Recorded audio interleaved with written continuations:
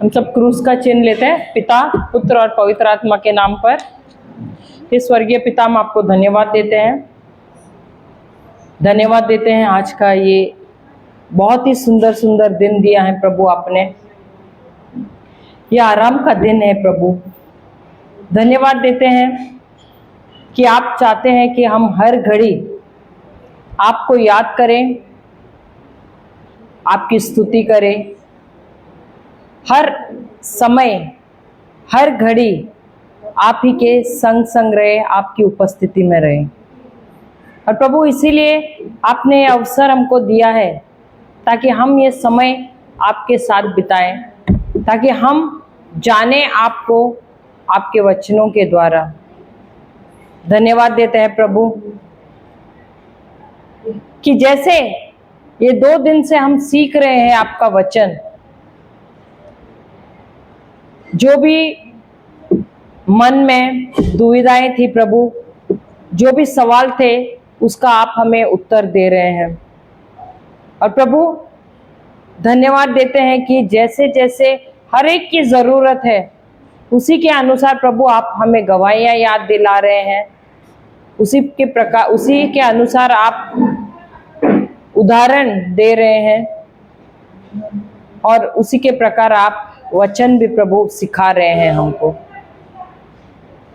प्रभु आपकी योजना है हम सबके जीवन के लिए, नाश की नहीं परंतु भलाई की है प्रभु। और आप चाहते हैं कि हम सिर्फ 30 या 7% फसल नहीं परंतु 100% फसल लाए। और प्रभु इसीलिए आप चाहते हैं कि हम जब हमारे जीवन की शुरुआत कर रहे हैं क्रिस्ती जीवन में, विश्वासी जीवन में, सबसे पहले हम अपने जीवन का जो नींव है उसे मजबूत करें, उस बुनियाद को मजबूत करें, ताकि भले ही आंधी आए, तूफान आए, वर्षा आए, हमारे घर के दीवारों को टकराए, फिर भी वो घर कभी ना गिरे, परंतु इन आंधी तूफान अलग अलग ऋतुओं में भी ये घर है वो मजबूत रहे, खड़ा रहे, अटल रहे। धन्यवाद देते हैं प्रभु कि जैसे आपने हमको सिखाया उसी प्रकार हमारे भाई बहन यहाँ पर आए हैं, उनको भी आप सिखा रहे हैं। और यदि हम अनुशासन रखें, आज्ञाकारी बने, जैसे आप इस पृथ्वी पर जब थे आप भी आज्ञाकारी बनना सीखे थे प्रभु, और वो भी बहुत ही दुख उठाकर। धन्यवाद देते प्रभु कि आप अपने ही उदाहरण द्वारा हमको सिखा रहे हैं कि हमको भी आज्ञाकारी बनना है, हमको भी अनुशासन अपने जीवन में रखना है, यदि हमें हमको आपके चेले बनना है तो। और प्रभु धन्यवाद देते हैं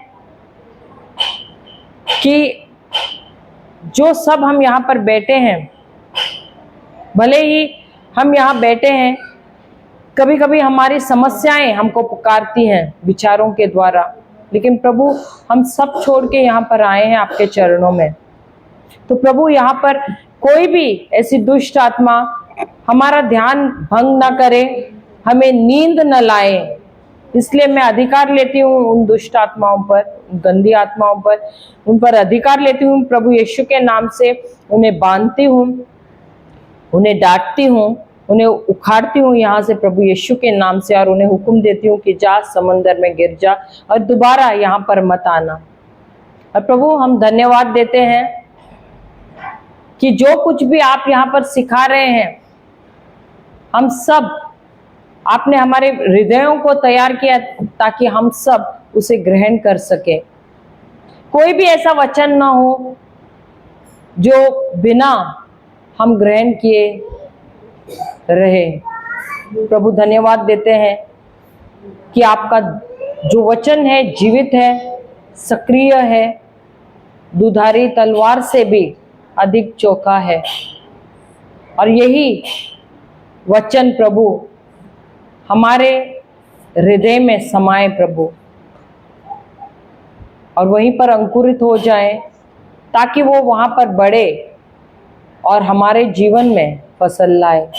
धन्यवाद देते हैं प्रभु। पवित्र आत्मा, आप नियंत्रण में लीजिए मेरी जुबान को, मेरे मुख को, मेरे कंठ को, मेरे मन को, मेरे हृदय को, मेरे संपूर्ण जीवन को, और जो भी शब्द आ रहे हैं वो सिर्फ और सिर्फ आप ही का हो, मेरा कुछ भी नहीं। मैं अपने आप को आपके अधीन करती हूँ पवित्र आत्मा। आप बढ़ना और मैं घटती हूँ। धन्यवाद देते हैं पवित्र आत्मा, धन्यवाद देते हैं प्रभु यीशु, धन्यवाद देते हैं पिता परमेश्वर। ये प्रार्थना हम करते हैं प्रभु यीशु के नाम से। आमेन, आमेन और आमेन। पिता, पुत्र और पवित्र आत्मा के नाम पर। Hallelujah, hallelujah. तो कल हम क्या सीख रहे थे? किसी को याद है? कितने लोग आए थे कल? सब थे ना? अधिकतर तो थे। तो क्या सीखे हम कल मेरे सेशन में? भूल गए? कल कितने सेशन हुए? 3 ना? तो क्या सीखा हमने? मार्कुस का सुसमाचार,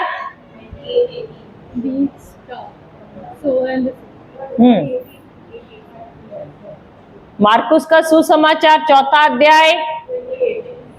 अरे आप लोगों की याददाश्त को क्या हो गया है? मुझे लगा था आप लोगों में प्रभु यीशु का मन है। क्या हुआ? हाँ, किसी का आवाज में इतना सर्विस आप लोग देते हैं कि लोगों को बोलने, अभी तो लगता है क्या करना पड़ेगा, रिकॉर्डर रखना पड़ेगा शायद। आवाज भी नहीं आ रहा है बाहर। हालेलुया, हालेलुया, हाले। हाँ, अभी तो लगता है टी टाइम कैंसिल करना पड़ेगा। हाँ, हालेलुया, हालेलुया। थोड़ा सा जोर से हालेलुया, जय यीशु। तो कल क्या सीखे हम? हाँ, दृष्टांत के बारे में सीख रहे थे ना। यीशु सिखा रहे हैं मार्कुस का सुसमाचार 4था अध्याय 26वां वचन। तो वहां पर हम क्या सीख रहे थे? फिर उसने कहा, परमेश्वर का राज्य ऐसा है जैसा कोई मनुष्य भूमि पर बीज छींटे। तो हम कल यही सीख रहे थे बीज के बारे में। Hallelujah, hallelujah. हर चीज की शुरुआत हमने सीखा कल किससे होती है? बीज से ही होती है। Hallelujah, hallelujah.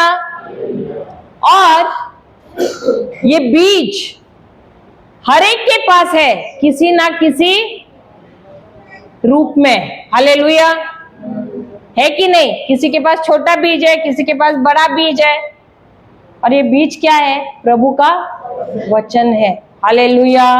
जिस प्रकार हमने कल सीखा कि प्राकृतिक दुनिया है जहां पर किसान है, अगर उसे फसल चाहिए तो जो उसके हाथ में बीज है उसको उसे बोना पड़ता है। उसी प्रकार यदि हमारे जीवन में कोई भी जरूरत है तो हमको क्या करना है? परमेश्वर के पास जाना है, रोना है। क्या करना है? क्या करना है? क्या करना है? रोना है ना? प्रार्थना करना है, उपवास करना है, घुटने पे वहां से यहाँ करते हैं ना? क्योंकि मैंने भी किया था, मुझे याद है, इसलिए मेरा अनुभव बोल रही हूँ। क्या करना है? क्या करना है? कैंडल जलाना है। क्या करना है? आवाज ही नहीं आ रहा है, क्या हुआ? शॉक में है क्या? एकदम शॉक लगा है? क्या हुआ है? धक्का लगा है? सुबह ब्रदर ने कुछ सिखाया क्या ऐसा कुछ जिससे आप लोगों को शॉक लगा? आज कोई आवाज ही नहीं। Oh my God. मैं आवाज नहीं आ रहा है बोलने जा रहे तो जोरदार आवाज आ गया। Hallelujah, hallelujah. मैं वो आवाज का नहीं बोल रही थी सिस्टर, किसी के मुंह से आवाज नहीं आ रहा है। लोग शॉप में। हाँ, तूने क्या सिखाया सुबह? Hallelujah, hallelujah. अरे आप लोग जवाब नहीं दे रहे तो मैं भी आगे कैसे बढ़ सकती हूँ? हालेलुया। तो अगर आपकी जरूरत है तो आपको क्या करना है? बीज बोना है। क्योंकि यदि किसान को भी अगर जरूरत है तो वो क्या करता है? उसी प्रकार यहाँ पर यीशु प्राकृतिक दुनिया का ही उदाहरण लेकर हमको यहाँ पर सिखा रहे हैं कि परमेश्वर का राज भी उसी प्रकार कार्य करता है। Hallelujah, hallelujah. यदि आपकी कोई भी जरूरत है तो आपको बीज बोना है, कोई भी शॉर्टकट नहीं है। और अगर आप शॉर्टकट मारने की कोशिश करोगे तो भी असफल रहोगे। हालेलुया। कल मैंने वही बताया, अगर कोई किसान आलसी है, सो रहा है, बोलते हैं अभी टाइम है, फसल आने का टाइम है, मैं जब फसल आने के लिए 2 दिन है तब मैं बीज लगाऊंगा, मैं खाद डबल खाद डालूंगा, मैं ज्यादा फर्टिलाइजर डालूंगा, उसकी सुरक्षा भी करूंगा और 2 दिन में मुझे फसल मिलेगा। मैं प्रार्थना भी करूंगा, मिलेगा क्या? तो आप लोग मुझे ऐसे क्यों देख रहे हैं? हालेलुया। शॉर्टकट चलता है क्या? तो हम लोग आध्यात्मिक दुनिया में क्यों शॉर्टकट करते हैं? हाँ, शॉर्टकट करते हैं कि नहीं? हाँ या नहीं? तो यही प्रभु हमको सिखाते हैं कि हमको शॉर्टकट नहीं करना है। हमको क्या करना है? वचन रूपी बीज है, उसको लेना है। कैसे हम बोते हैं? कल मैंने सिखाया, हमको लेना है उस वचन को, हमको बोलते रहना है, उस पर मनन चिंतन करते रहना है। और जब हम ये करते हैं, उस बीज के अंदर जो सामर्थ्य है, जो प्रभु का जीवन है, तब वो रिलीज हो जाता है। रिलीज को क्या बोलेंगे हिंदी में? उसमें से निकलता है बाहर। वरना वचन, हाँ बोलोगे अरे वचन कितना सामर्थ्यवान, वचन कहता भी है ना। इब्रानियों का किताब 4 अध्याय 12वां वचन क्या कहता है? देखिए,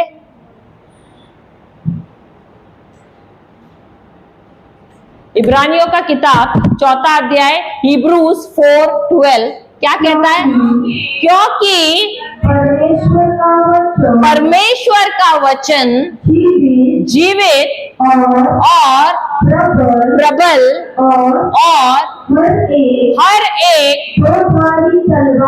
2-धारी तलवार से भी बहुत चोखा है और जीव और आत्मा को और गांठ और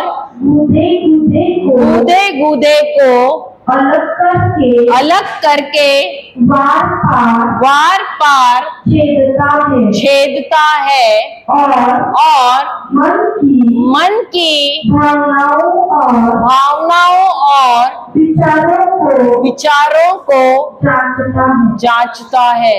तो यहाँ इंग्लिश में, for the word of God is quick and powerful and sharper than any double-edged sword, piercing even to the dividing asunder of soul and spirit, and of the joints and marrow, and is a discerner of the thoughts and intents of the heart.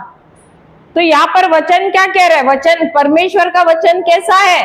सामर्थ्यवान है, जीवित है, सशक्त है, प्रभावशाली है, operative है, सब कुछ है कि नहीं?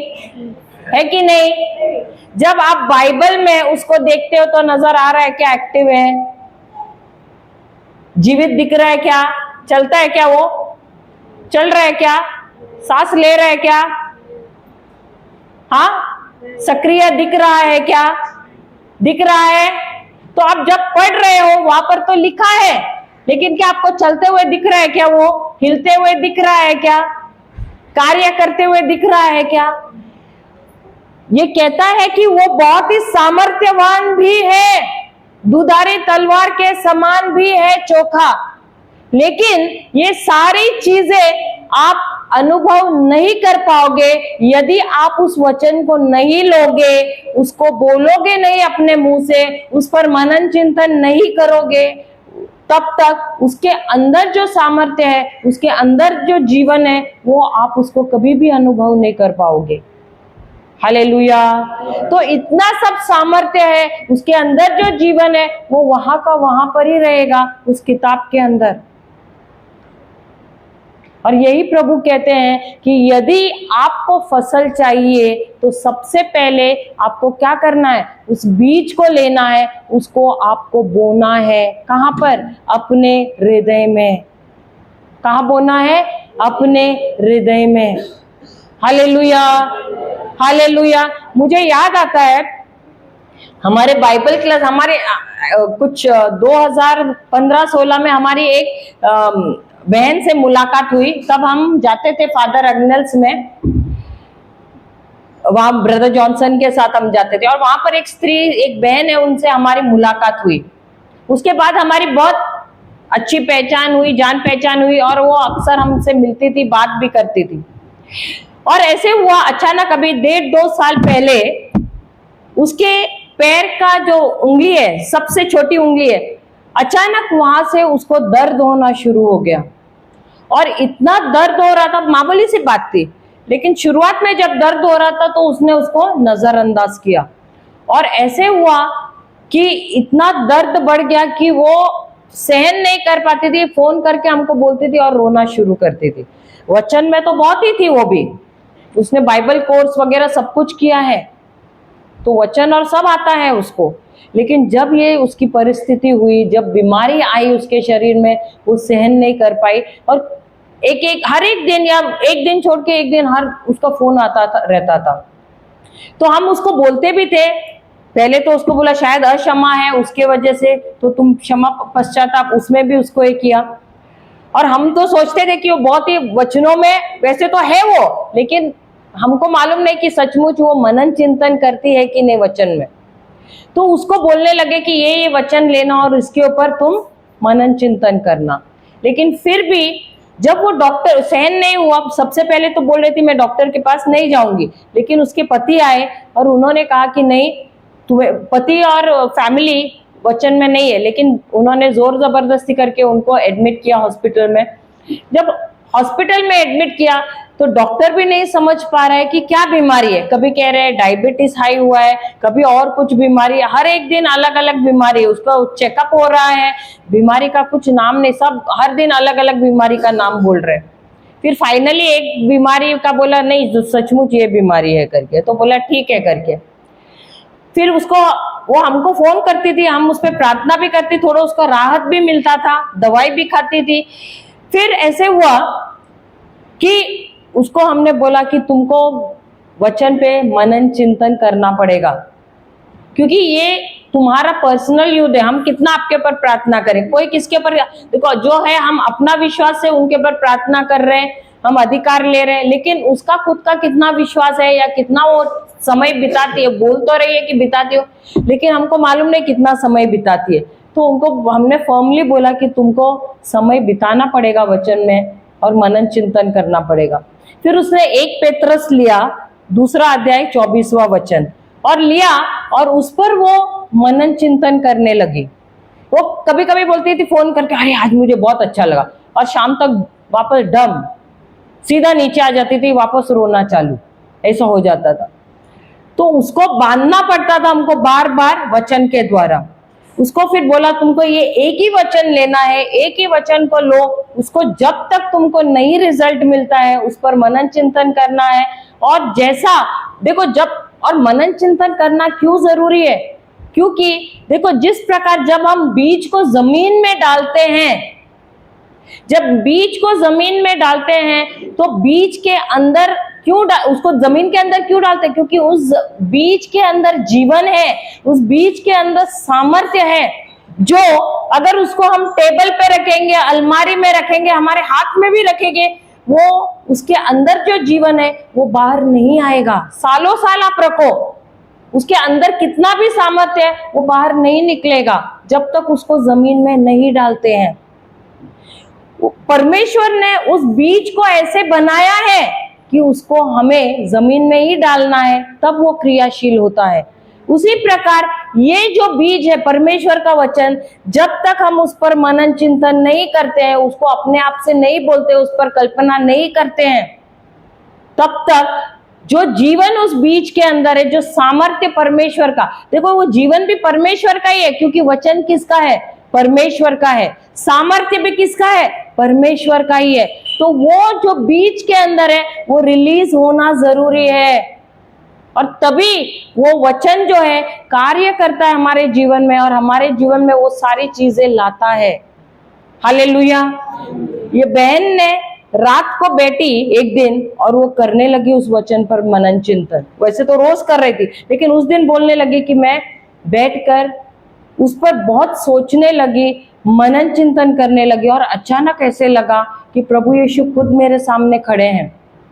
और वो पूरा सीन, जिस दिन उनको चाबुक मारा गया, वो बोलने लगी मुझे एक एक वो जो घाव है उनका, जैसा उसको मार रहे थे, वो सारा मेरे आंखों के सामने हो रहा है, और मैं रोने लगी।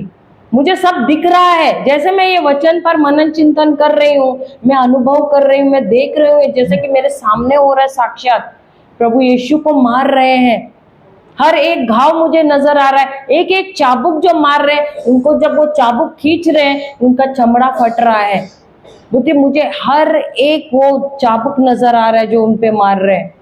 और प्रभु यीशु मुझसे बोल रहे, देख ये मैंने जो फटका है मैंने तुम्हारे लिए, ये हंटर मैंने तुम्हारे लिए खाया है।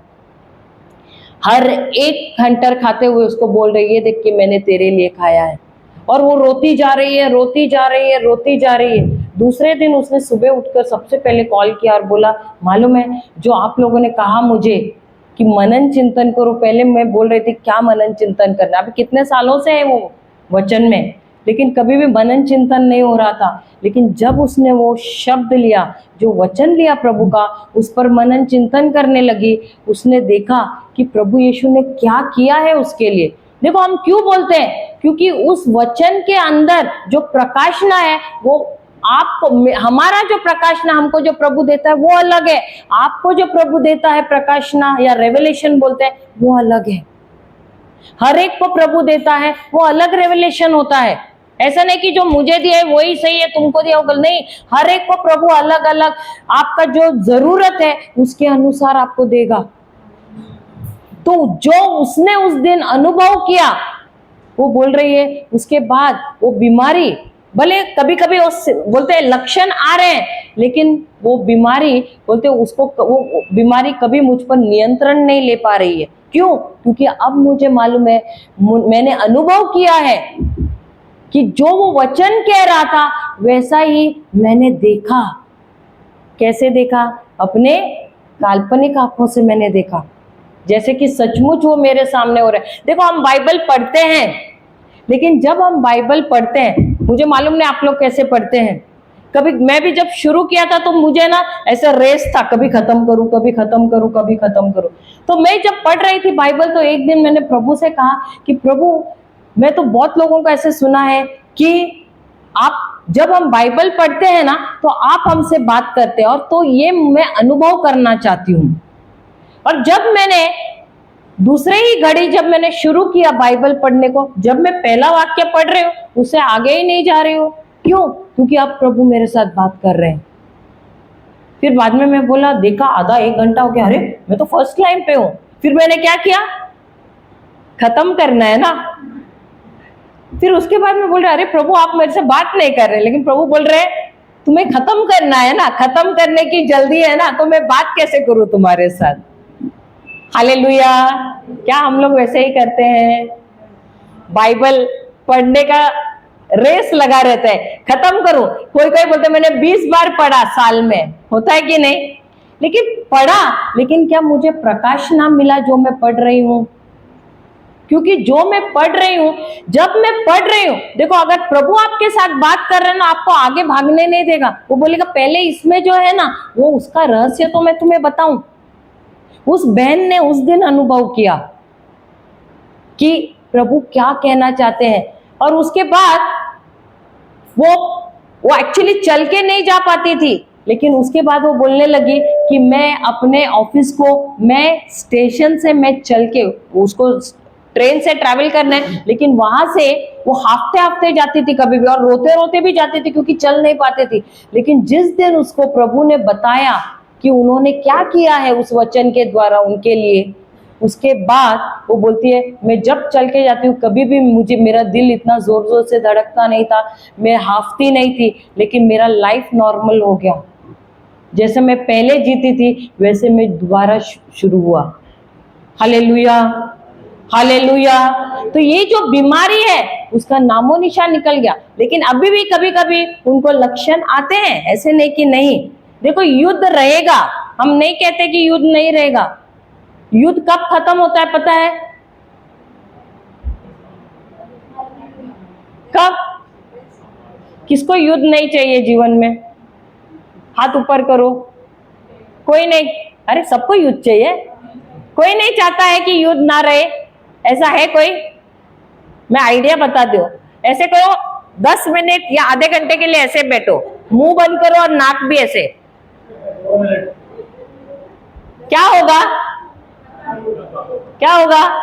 तो युद्ध रहेगा, रहेगा। तो युद्ध रहेगा कि नहीं हमारे जीवन में? मरे दम तक युद्ध रहेगा। लेकिन अगर आपके पास परमेश्वर का वचन है ना, तो वो वचन रहने की वजह से वो युद्ध, आपको युद्ध नहीं लगेगा, आपको मजा आएगा, क्योंकि वो आपको एक चैलेंज रहेगा। आप बोलेंगे मेरे साथ क्या है पता है? वो वचन है जो मुझे सामर्थ्य देता है सामना करने के लिए। हालेलुया। युद्ध तो प्रभु यीशु ने हर एक जीता है हमारे लिए। कहां पर? आत्मा में। लेकिन इस दुनिया में हमको खड़ा रहना है कैसे? उस वचन को लेकर, और ये वचन हमको बांधना है अपने मन के साथ, क्योंकि ये वचन क्या होता है? एक एंकर होता है। एंकर मालूम है ना सबको? एंकर मालूम है? लंगर, लंगर बोलते, क्या बोलते? नांगर, नांगर रहता है। मराठी में नांगर बोलते हैं, हिंदी में लंगर बोलते हैं। क्या है? वो एक एंकर के जैसा है जो हमारे मन को विचलित होने नहीं देता है। हालेलुया। तो जिस दिन इस बहन को प्रकाश ना मिला, उस दिन से उसने ठान लिया कि अभी मैं पहले जैसे डर रही थी वैसे मैं नहीं रहूंगी। मुझे भी याद है, मुझे भी मौत का बहुत डर लगता था पहले, वचन में आने के पहले अंधेरे का डर लगता था। लेकिन जिस घड़ी मुझे बाइबल का ज्ञान मिला, और जब मैं संत पॉल का जब लेटर, मैं बहुत दीवानी हूँ उसकी, जब उसके लेटर्स पढ़ती हूँ ना, तो वो बिंदास बोलता है मैं जीऊंगा तो भी किसके लिए? प्रभु यीशु के लिए। मैं प्रचार करता रहूंगा, लेकिन मैं मरूंगा तो भी मुझे फर्क नहीं पड़ता। क्यों? क्योंकि अगले घड़ी में कहां पर रहूंगा? प्रभु यीशु के साथ। तो जब ये सत्य का ज्ञान मुझे मिला तो मैं बोला अरे ये जीवन से डरने की, ये मौत से डरने की क्या बात है? अगर हम जिए तो भी हमको प्रचार करना है प्रभु यीशु के बारे में, अगर मरे तो भी हम कहां पर है? वो तो और अच्छी बात है, क्योंकि हम प्रभु यीशु के साथ रहेंगे। सही बात है। हालेलुया, हालेलुया, जय यीशु। तो ये वचन क्या कहता है? क्योंकि परमेश्वर का वचन जीवित और प्रबल और हर एक दोधारी तलवार से भी बहुत चौखा है, वह जीव और आत्मा को और गांठ गांठ और गूदे गूदे को अलग करके, क्या है? वार पार छेद, वहां वार लिखा है ना, आर पार छेदता है और मन की भावनाओं और विचारों को जांचता है। तो ये सारा का सारा सामर्थ्य, ये सारा का सारा जीवन जो है प्रभु का कहां पर है? उनके वचन में है। और ये वचन में ही रहेगा अगर आप उस वचन को नहीं लोगे और अपने हृदय में नहीं बोगे। हम जाते हैं मत्ती का सुसमाचार 8वां अध्याय वचन 5 से 10।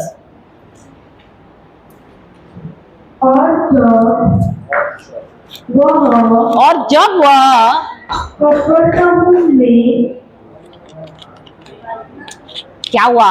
पेट्रोल तो पूरा था आप लोगों के टाकी में, हमने तो पूरा भरा था। आवाज क्यों नहीं आ रहा है? सब पीछे पीछे दोहराओ। और जब वह कफरनहूम में आया, कफरनाहुम में आया तो एक सूबेदार ने उसके पास आकर उसके विनती की। And when Jesus was entered into Capernaum, there came unto him a centurion beseeching him. फिर छठा,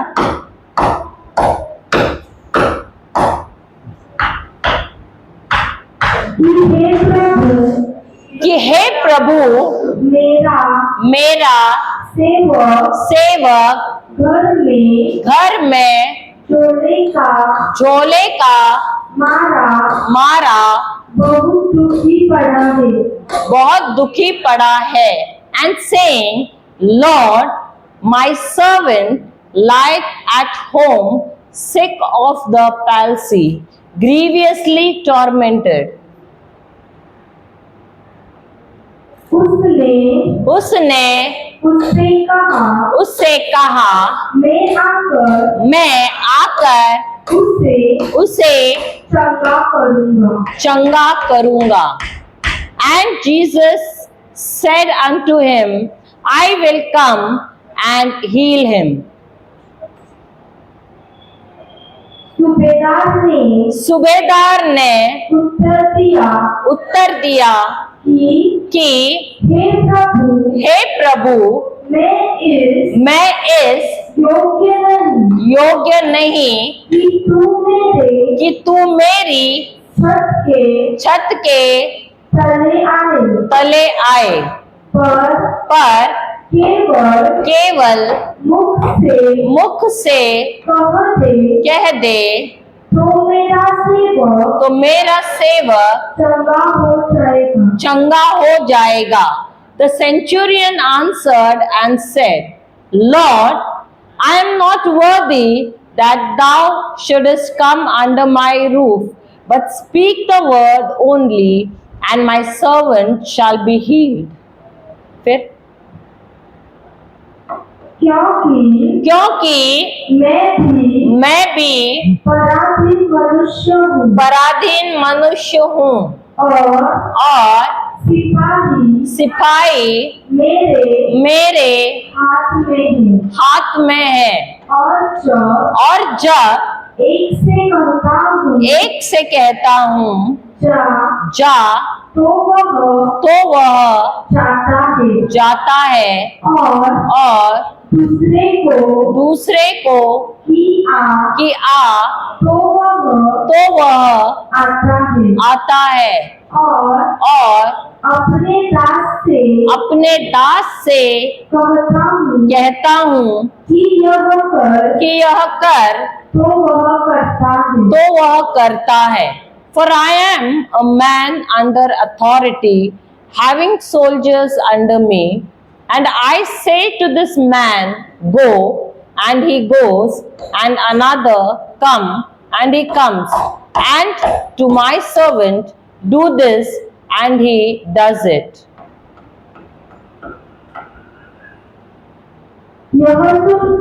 यह सुनकर यीशु ने अचंभा किया और जो उसके पीछे आ रहे थे उनसे कहा मैं तुमसे सच कहता हूँ कि मैंने इज़राइल में भी ऐसा विश्वास नहीं पाया। When Jesus heard it, he marveled and said to them that followed, Verily I say unto you, I have not found so great faith, no, not in Israel. Hallelujah, hallelujah. मुझे मालूम नहीं कितने मेरे जैसे हैं, क्योंकि जब मैं बचपन में ये सुनती थी किस्सा, तो मुझे लगता था ये आदमी है बहुत घमंडी है। लगता है कि नहीं? अगर आप बाइबल का ज्यादा ज्ञान ना रखो तो लगता है कि नहीं, वो अभी यीशु उनसे कह रहा है कि मैं तुम्हारे घर पे आ रहा हूं। मुझे मालूम नहीं कितनों ने ऐसे सोचा, अनुभव किया। अगर यीशु आपको बोलेगा मैं आपके घर पे आता हूं, कितने बोलेंगे मत आना? कोई है ऐसा बोलेगा? लेकिन ये आदमी कैसे बोल रहा है? बोल रहा है आने की जरूरत नहीं है। तो मैं हर घड़ी में पूरा किस्सा नहीं सुनती थी, लेकिन उतना ही सुनती थी कि ये बोल रहा है कि मत आना। तो मुझे ऐसे लगता था ये आदमी कितना घमंडी है। यीशु बोल रहा है, उसको इतना अच्छा दावत ये कर रहा है ना कि मैं ऑफर रख रहा है कि मैं तुम्हारे घर पे आता हूं, और ये बोल रहा है आने की जरूरत नहीं है। लेकिन जब मैंने इस किस्से को अच्छी तरह से समझा, तब मैंने कहा कि ये व्यक्ति है, वो समझ रहा था कि शब्दों का कितना महत्व है। हालेलुया। क्या हमारे भी शब्दों का महत्व है? उतना ही है? कभी कभी हम लोगों को बोलते हैं इस समय पे मुझे मिलना। क्या हम समय पे पहुंचते हैं? वो बेचारा वो व्यक्ति आके रुकता भी है, लेकिन क्या हम पहुंचते हैं? कभी कभी हम किसको बोलते हैं, मैं तुमको ये समय पे मैं तुम्हें ये लाके दूंगा, या कुछ ना कुछ हम बोलते हैं, हम वादा भी करते हैं, लेकिन क्या वो वादा हम निभाते हैं? होता है ऐसे? आप लोग समझ पा रहे हैं कि नहीं? सब मुझे ऐसे घूर के देख रहे हैं, मुझे समझ नहीं आ रहा है। आप लोग समझने की कोशिश कर रहे हैं कि नहीं? आप लोगों को समझ में आ रहा है? आ रहा है? क्या हमारे शब्दों की भी उतनी कीमत है? अगर हम प्रभु यीशु के चेले बनना चाहते हैं या हैं, तो क्या हमारे भी शब्दों की कीमत रहनी चाहिए जिस प्रकार प्रभु यीशु के शब्दों की कीमत है? क्योंकि उन्हीं का शब्द लेकर हम बात करते हैं ना। हाँ या नहीं? हाँ या नहीं? तो हम शुरू करते हैं दोबारा। ये जो व्यक्ति है, क्या ये विश्वासी है? Is he a believer? क्या वो विश्वासी है या नहीं?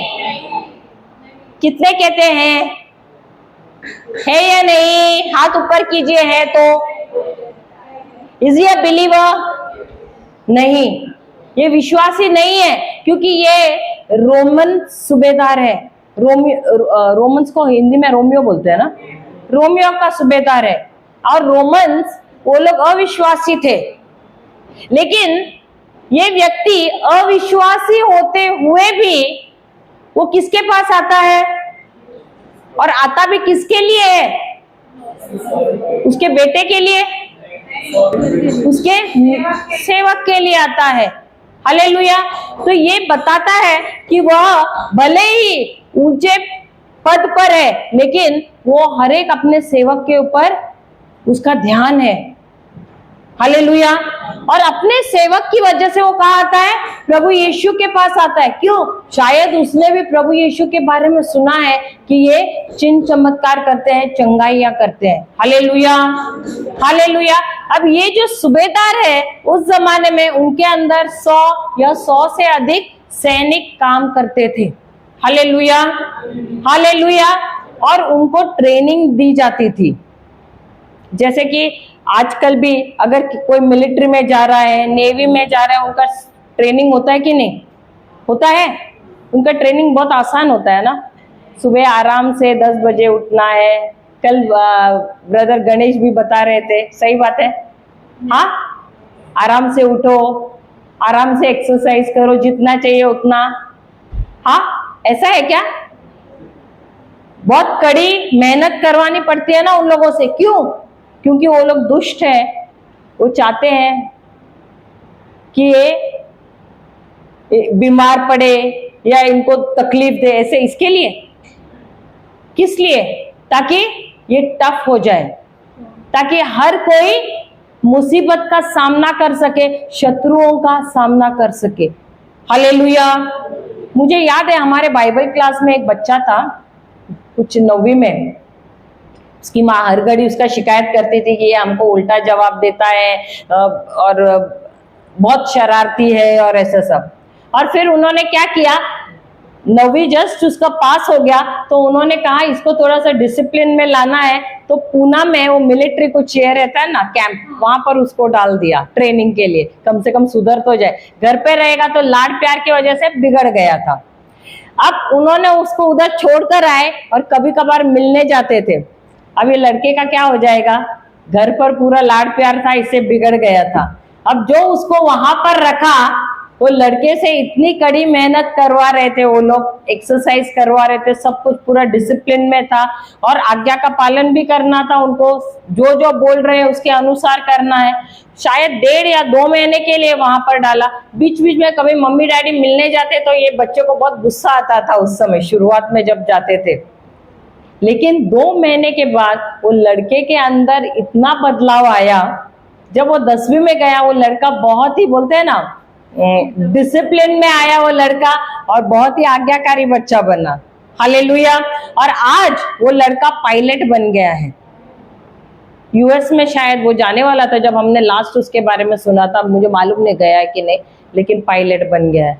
Hallelujah, hallelujah. ये कैसे हो गया? अगर माता पिता उसे वैसे ही छोड़ते थे, उल्टा जवाब दे रहा है, लाड प्यार से करते, तो डिसिप्लिन में आता था क्या? अनुशासन रहता था क्या? नहीं।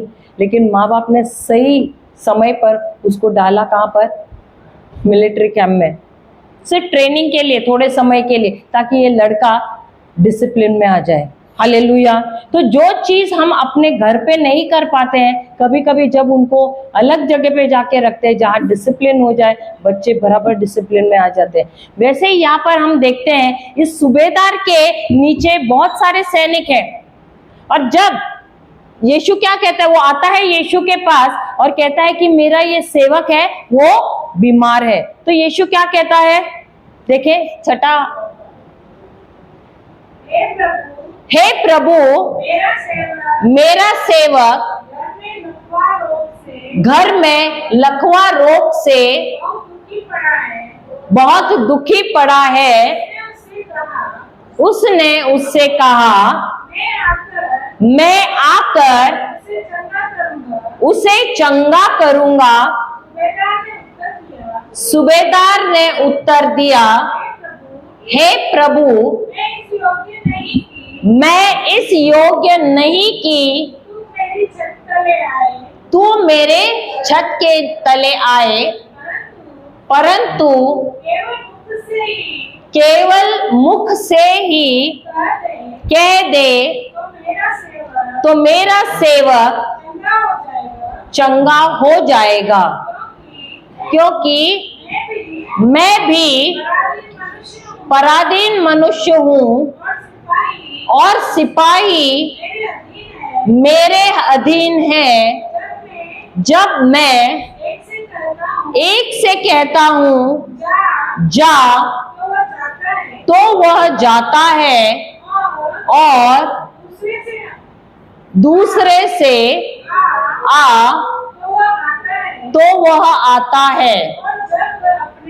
और जब वह अपने दास से कहता है यह कर, तो वह करता है। हालेलुया।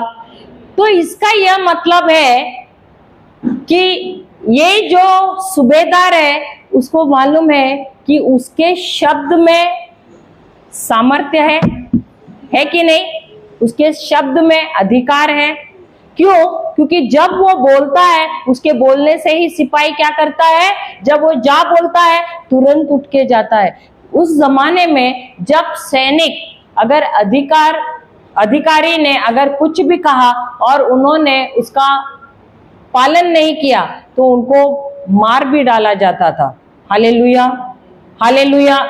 तो इसकी वजह से वो सैनिकों का ऐसा ट्रेनिंग था कि अगर कुछ भी शब्द उनके जो अधिकारी है उनके मुंह से निकला तो उनको वो तुरंत करना था। यही उसको पता था कि प्रभु यीशु के शब्द में भी है। वो समझ पाया कि प्रभु यीशु को मेरे घर पे आने की जरूरत नहीं है, उनकी उपस्थिति की वहां बिल्कुल ही जरूरत नहीं है। वो नहीं आए तो भी उनका जो शब्द है उसके शब्द में अधिकार है, उसके शब्द में सामर्थ्य है। अगर वो यहाँ पर भी है खड़ा तो मीलों दूर तक भी वो शब्द कार्य करेगा। Hallelujah, hallelujah. आज भी हमारे पास टेक्नोलॉजी है कि नहीं? अगर कोई अमेरिका से, कोई दुबई से, कोई इंग्लैंड से, कोई ऑस्ट्रेलिया से हमको फोन करता है और हम शब्द भेजते हैं मोबाइल के द्वारा, फोन के द्वारा, क्या वो शब्द प्रभु यीशु के नाम से उस व्यक्ति के जीवन में चंगाई लाता है कि नहीं? लाता है कि नहीं? सही बात है। यही बात उस जमाने में इस सूबेदार को समझा कि प्रभु यीशु को आने की जरूरत नहीं है, लेकिन उसके शब्द में इतना अधिकार है, उसके शब्द में इतना सामर्थ्य है कि यहां से भी अगर उसने बोला तो मेरा सेवक चंगा हो जाएगा, यकीनन हो जाएगा। Hallelujah, hallelujah. यिर्मयाह का किताब, यिर्मयाह का किताब पहला अध्याय 12वां वचन क्या कहता है? क्या कहता है? यिर्मयाह का किताब पहला अध्याय 12वां वचन क्या कहता है?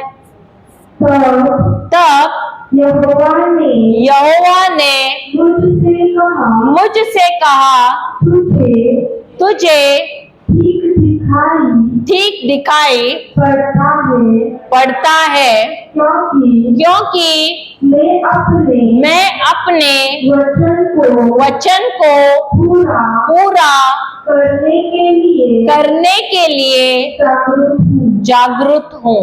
Then said the Lord unto me, Thou hast well seen, for I will hasten my word to perform it. कोई ट्रांसलेशन कहता है I watch over my word to perform it. इसका मतलब है कि मेरी नजर कहां पर है? मेरे वचन पर मैं टिकाए रखता हूं, ताकि जो वचन है वो जैसा आपने कहा है उसके अनुसार कार्य करें। Hallelujah, hallelujah. तो यदि आप कोई बीमार आपको मिलता है, उसके ऊपर आप जब परमेश्वर का वचन बोलते हो तो क्या वो वचन उसके अंदर चंगाई लाता है? लाता है कि नहीं? लेकिन क्या हम कभी कभी संदेह करते हैं कि नहीं प्रभु चंगा होगा कि नहीं? हम खुद अपने लिए भी बोलते हैं, तब हम दुविधा करते हैं कि नहीं? दुविधा में पड़ जाते हैं। क्यों? क्योंकि हमको मालूम नहीं है यहाँ वचन क्या कहता है। प्रभु कहता है कि मेरे वचन पर मैं क्या कर रहा हूँ? नजर रख रहा हूँ। क्यों? क्योंकि उस वचन को जो कहा गया है उसके अनुसार कार्य करना ही है। तो जब तक वो वचन अपना कार्य नहीं करता है, मैं देखता हूँ कि वो वचन वैसा ही कार्य करे। Hallelujah, hallelujah. प्रभु को अपने वचन पर पूरा पूरा भरोसा है, लेकिन क्या हमको प्रभु के वचन पर भरोसा है? सवाल यही है। और इसीलिए सवाल यह है कि क्या हम प्रभु के वचन को बोते हैं अपने हृदय में? बोते हैं, बोते हैं। Hallelujah, hallelujah. जय यीशु। अगर आपके घर पे, मैं उदाहरण देती हूँ, अगर आपका घर रेत पे बंधा हुआ है बीच पर, और ऐसे हुआ एक दिन बहुत जोर से तूफान आया और तूफान के वजह से घर गिर गया, ठीक है? तो आप भागे अपने पड़ोसी के घर पे, पड़ोसी के घर पे शेल्टर को क्या बोलते हैं? पनाह लेने के लिए, ठीक है? आप पनाह लेने के लिए गए, तो उसके बाद क्या वहीं पर रहोगे? नहीं। रह सकोगे क्या? वो इजाजत देगा क्या रहने के लिए? थोड़े समय के लिए बोलेगा ठीक है, जब तक वर्षा है, तूफान है तब तक। उसके बाद क्या आपको अपना खुद का घर बांधना है कि नहीं? और अगर बांधना है तो सबसे पहले आपको क्या करना है? नींव डालना है। तो नींव डालने के लिए क्या करना है? आपको खुदाई करना है। खुदाई करना है जब तक आपको क्या नहीं मिलता है? क्या नहीं मिलता है? चट्टान नहीं मिलता है। तो जब तक चट्टान नहीं मिलता है, आपको नीचे खुदाई करते हुए जाना है और उसके बाद आपको घर बांधना है। उसी प्रकार आप वचन दूसरों से लेंगे, दूसरों को बोलेंगे प्रार्थना करो, ये करो, वो करो, थोड़े टाइम के लिए सब कुछ होगा, लेकिन आप अपना जीवन दूसरों के सहारे नहीं जी सकते हैं। खुद के लिए खुद की नींव आपको प्रभु के वचन पे बनानी है, खुद का घर आपको बनाना है, खुद का जीवन आपको बनाना है, बढ़ाना है। तो आपको क्या करना है? आपको खुद को वचन लेना है, आपको खुदाई करना है। खुदाई यानी क्या? खुद की नींव डालनी है। तो उसके लिए आपको वचन लेना बहुत जरूरी है। Hallelujah, hallelujah. अब हम दोबारा जाते हैं मार्कुस का सुसमाचार 4 अध्याय 27वां वचन।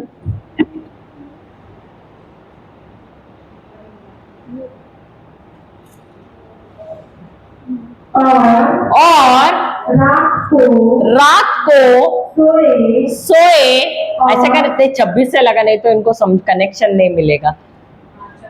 हाँ, फिर उसने कहा परमेश्वर का राज्य ऐसा है जैसे कोई मनुष्य भूमि पर बीज छीटे। हाँ, English also, no, sorry. And he said, so is the kingdom of God, as if a man should cast seed into the ground. और रात को सोए और दिन को जागे और वह बीज ऐसे उगे और बड़े कि वह न जाने। नहीं, बस उतना ही, वहां तक। And should sleep and rise night and day, and the seed should spring and grow up, he knoweth not how. Hallelujah, hallelujah, hallelujah। तो परमेश्वर ने बीज को ऐसे बनाया है कि उस बीज को क्या करना है? हमको अगर अंकुरित करना है तो सबसे पहले उसको जमीन में डालना है। हालेलुया, हालेलुया, जय यीशु। और जब उसको जमीन में डालते हैं तो वहां पर समय की आवश्यकता है।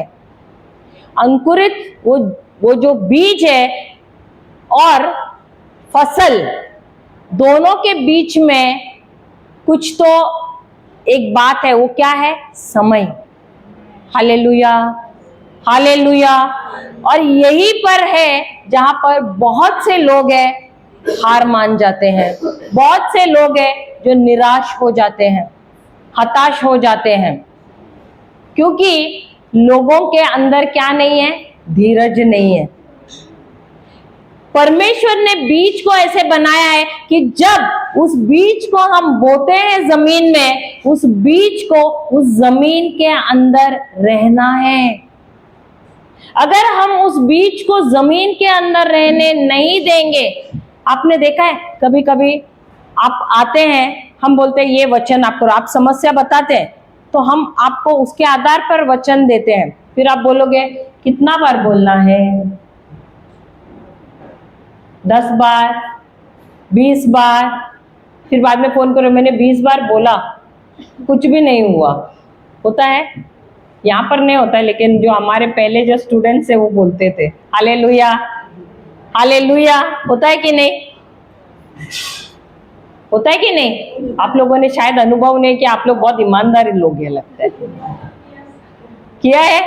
हाँ, देखो एक तो ईमानदार निकला। Hallelujah, hallelujah. आपने, अच्छा मैं आपसे सवाल पूछती हूँ, आप वचन लिया, आपने वचन रूपी बीज, कोई जो भी समस्या है उसके लिए। तो जब आप बोलने लगे, आपके इर्द गिर्द सब अचानक बहुत अच्छा हो गया ना, और परेशानी हो गई, और उसके वजह से आपने वचन बोलना बंद नहीं किया ना, बंद किया ना, बंद नहीं किया, लेकिन फिर आप शिकायत लेकर तो आते थे ना। गुस्सा आता था कि नहीं, चिड़चिड़ाहट होता था कि नहीं? हाँ, हालेलुया, हालेलुया। मालूम है अक्सर हम क्या करते हैं, आपने वो रक्त से पीड़ित जो स्त्री है उसके बारे में कितने लोगों ने किस्सा सुना है? मार्कुस का किताब 5वां अध्याय का बहुत लोगों ने सुना है ना। वो औरत की स्थिति कैसे थी? 12 साल से रक्त जा रहा था। रक्त जाने की वजह से उसकी मानसिक स्थिति खराब, शारीरिक स्थिति खराब, आर्थिक स्थिति खराब, कंगाल हो गई थी, और सामाजिक स्थिति भी खराब। सब तरफ से जहां जहां देखो खराब ही खराब। सही बात है। और परिस्थिति ही परिस्थिति थी। और एक दिन ऐसे हुआ कि उसने यीशु के बारे में चर्चा किसी से सुनी। अब जब उसने चर्चा सुनी, क्या वो आसान था उसके लिए स्वीकार करना? अभी आप लोगों में से कितने लोग शुरुआत में, अभी कोई लोग तो शायद 6 महीने से हैं, कोई लोग 1 साल से हैं, कोई 2 साल से है, कोई 5 साल से आ रहे हैं, ठीक है, सुन रहे हैं वचन को। आज का दिन और वो दिन जिस दिन आपने शुरू किया था वचन सुनना, क्या फर्क लग रहा है उसमें और अब में? तो जब शुरुआत में जब आपको वचन मिला और जब आप बोलने लगे और परिस्थितियां आपके खिलाफ और आने लगी, तब आपने क्या कहा? अरे बाप रे, ये तो वचन बोल रहे तो ज्यादा हो रहा है, चलो बंद कर दूं। हाँ, वो तो जब मैं नहीं बोल रही थी तभी ठीक था, अब तो बोल रहे तो और ज्यादा हो गया। हुआ है कि नहीं आपको? ऐसे किसी को हुआ है?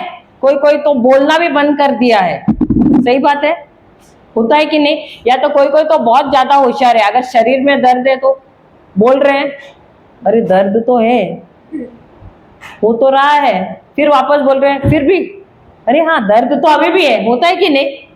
तो हम क्या कर रहे हैं ऐसे स्थिति में? नहीं, क्या कर रहे हैं पता है? बीज डाला सुबह, दोपहर तक पानी भी डाला, और बीज को निकाल के हाथ में भी लिया। पानी भी डाला। अरे बीज तो वैसा ही दिख रहा है। ऐसे करती हूँ, थोड़ा दिन रख देती हूँ टेबल पे। हाँ, बीज बराबर नहीं है, निकाल के टेबल पे रखा, 3-4 दिन में वापस प्रचार सुना, अच्छा चल जाने दो, जमीन में डाल दिया, वापस थोड़ा देर में कुछ हो रहा है क्या देख लेते हैं, बराबर नहीं लग रहा है, अच्छा चल जाने दो, थोड़ा देर, वापस दूसरा दिन निकाल, फिर चलो ठीक है थोड़ा दिन, वापस प्रीचिंग के लिए गए, वापस चलो चलो जाने दो। कुछ होगा क्या उस बीज का? ऐसा हमने कितना साल तक किया है? कितना साल तक किया है? लेकिन यहां वचन क्या कहता है? उस किसान ने क्या किया? उसने बीज जमीन में डाला, डालने के बाद कुछ टेंशन लिया क्या? अंकुरित हो रहा है कि नहीं, ऐसे किया क्या? जाके खोद के देखा क्या? अब वो स्त्री जो है, जो रक्त से पीड़ित थी, वह वचन ऐसे नहीं कि रोज रोज सुन रही थी, उसने सिर्फ एक ही बार सुना, और एक बार सुना, उसने उस बीज को लिया और उस बीज के ऊपर वो मनन चिंतन करती रही। उस बीज को उसने जमीन से बाहर नहीं निकाला, उसने अपने हृदय के जमीन में उसको बोया। उसके लिए आसान नहीं था, क्यों मालूम है? क्योंकि वो अकेली रह रही थी, उसकी परिस्थिति उसको दिख रही थी, रक्त बहता हुआ उसको नजर आ रहा था, उसका जेब खाली है वो नजर आ रहा था, लोग उसको ठुकराए हुए हैं वो नजर आ रहा है, सब कुछ नजर आ रहा है। लेकिन उसके बावजूद भी उसने ठाना कि इस बीज को मैं नहीं गंवाऊंगी, इस बीज को अगर मैंने बोया है तो मैं उसको अंकुरित होने दूंगी, क्योंकि अंकुरित होने के लिए समय लगता है। कुछ बीज कुछ ही दिनों में अंकुरित होते हैं, कुछ बीजों को 4 साल भी लगता है अंकुरित होने के लिए। जैसे कि कोई कोई प्रकार का बांस का झाड़, बैम्बू का झाड़ होता है, कोई एक प्रकार है जिसको 4 साल लगता है, वो बीज बोते हैं लेकिन ऐसा लगता है कि अरे कुछ भी नहीं हुआ है। 4 साल के बाद आप देखोगे अंकुर बाहर निकल रहा है। क्यों ऐसा? क्योंकि वो जो बीज है वो क्या कर रहा है, वो अपने जड़ों को मजबूत कर रहा है, वो अपने जड़ों को और गहराई से नीचे लेके जा रहा है। और जब उसके जड़ जो है नीचे जाते हैं, सेटल हो जाते हैं, फैल जाते हैं, तब धीरे से उसका आप अंकुर बाहर आते हुए देखते हैं। और उसके बाद जो उसकी बढ़त है वो फटाफट उसकी बढ़त हो जाती है। आप देखोगे दिन में वो फटाफट दिन में हर दिन आप देखोगे उसकी बढ़त होती जाती है। 4 सेंटीमीटर ना पर हर घंटे 4 सेंटीमीटर उसका बढ़त है। Hallelujah, hallelujah. वैसा ही है हमारे क्रिस्ती जीवन में। जब हम बीज को लेके बैठते हैं, दुनिया वाले हमारे खिलाफ आएंगे, हमको नहीं उनके खिलाफ भागना है, हमको उनको जवाब देने नहीं जाना है, हमको जाके बैठना है वचन लेकर। वो बीज क्या लड़ता है क्या? वहां पर जो जमीन में जो डाला हुआ है वो बीज लड़ रहा है क्या? वो कुछ कंप्लेन कर रहा है क्या? वो बोल रहा है क्या अरे मुझे कुछ अंदर हो रहा है, मुझे तुमने दफनाया है? नहीं। वो बीज कैसा बढ़ता है हम कोई नहीं जानते, क्योंकि वो एक चमत्कार है। वो उसको परमेश्वर ही उसके ऊपर कार्य कर रहा है, क्योंकि उसके अंदर क्या है? परमेश्वर का जीवन है, परमेश्वर का सामर्थ्य है। हमारा काम है बीज को बोना। वो क्या कैसे उग रहा है, क्यों उग रहा है, कब बाहर आएगा, ये सब हमको क्यों, क्या, कब, ये सब हमको जानने की जरूरत नहीं है। लेकिन अधिकतर हम समय किस में बिताते हैं? ये क्या हुआ, ये कैसे हुआ, ये कब हुआ, ये क्यों हुआ। वो गाना भी है ना, अभी देखो राजेश खन्ना का भी याद आ गया। Praise the Lord. अब मैं कब से वो एक स्क्रिप्चर पूछ रही थी, वो याद नहीं, लेकिन राजेश खन्ना का याद आया। हालेलुया। लेकिन अधिकतर हम समय बिताते हैं कि हमारे सवाल रहते, कब होगा, क्यों होगा, कैसे होगा। Hallelujah, hallelujah. मुझे याद है हम लोग कुछ 6-7 साल पहले मेरी बड़ी बेटी को मैं लेकर गई थी, लॉकडाउन के समय या उससे थोड़ा पहले लगता है, उसको लेकर गई थी। उसको कुछ तो स्किन में कुछ एलर्जी हो गया था और उसको लेकर गई मैं हमारे फैमिली डॉक्टर के पास, क्योंकि मैं पहले कोई स्किन स्पेशलिस्ट के पास लेकर गए और उसका 12th का बोर्ड्स था उसी समय।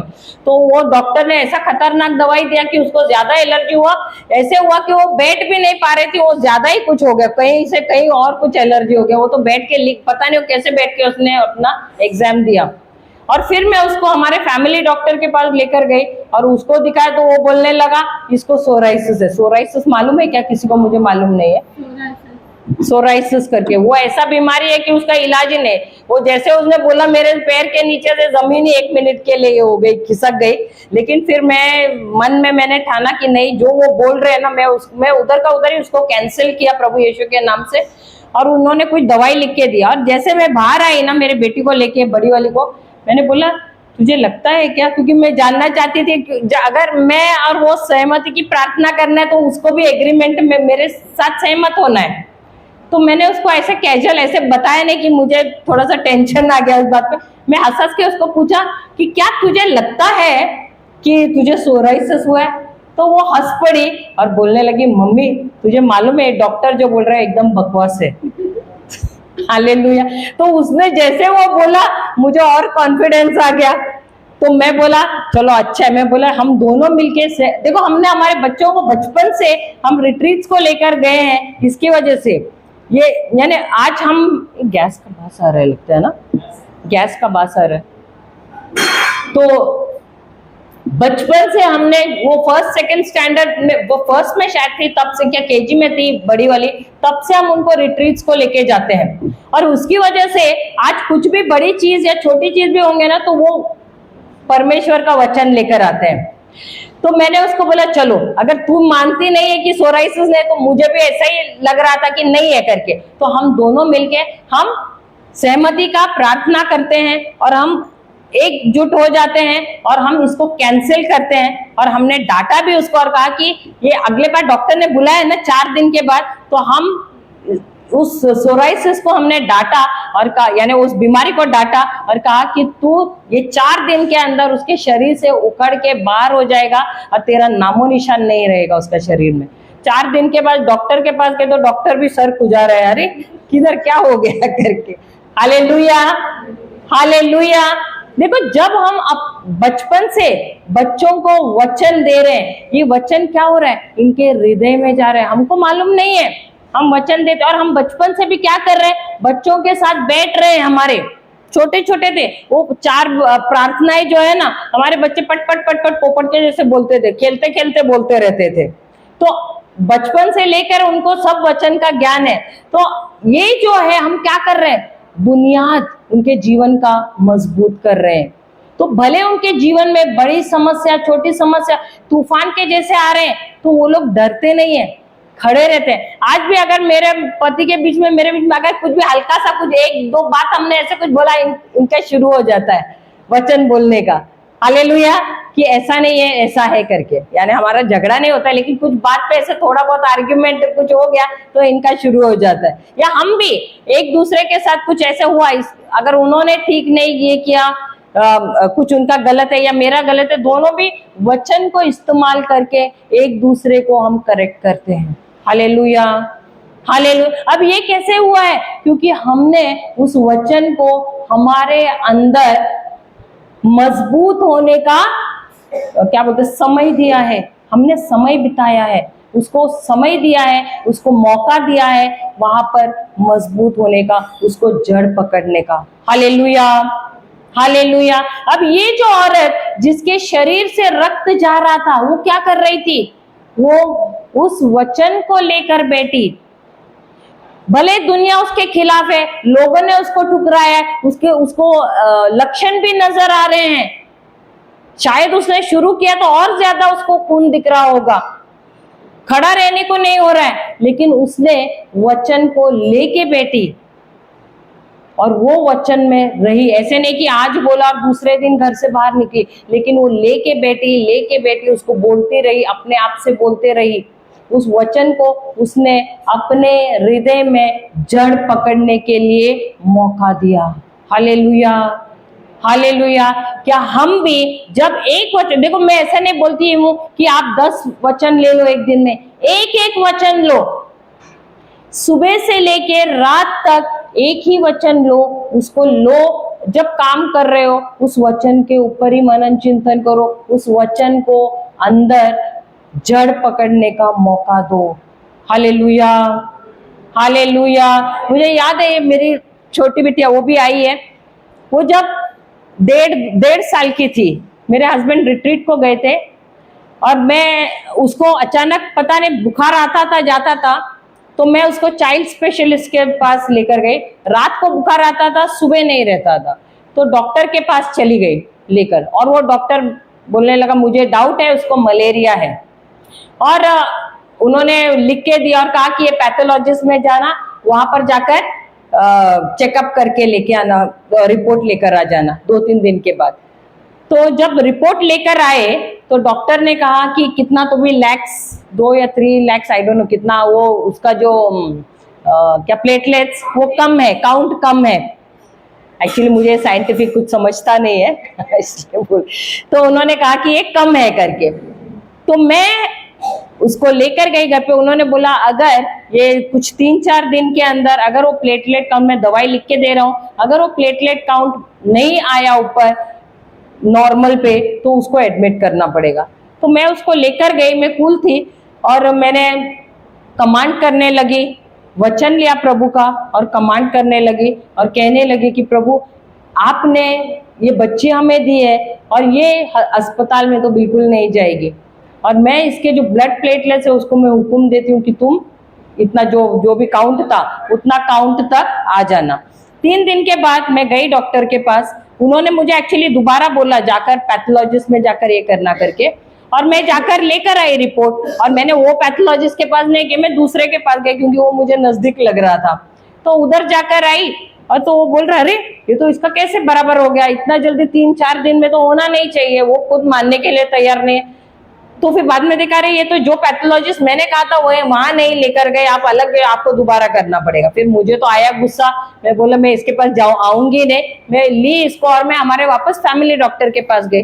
तो फैमिली डॉक्टर ने दोबारा देखा, बोला अरे कुछ नहीं, बच्ची नॉर्मल है, लेकिन मैं तुम्हें दवाई दे रहा हूँ ताकि वो रिलैप्स ना हो जाए, यानी दोबारा मलेरिया नहीं आए, इसके लिए तुम वो दवाई दे दो उसको, लेकिन ये बच्ची को कुछ भी नहीं है, वो ठीक हो गई है करके। Hallelujah, hallelujah.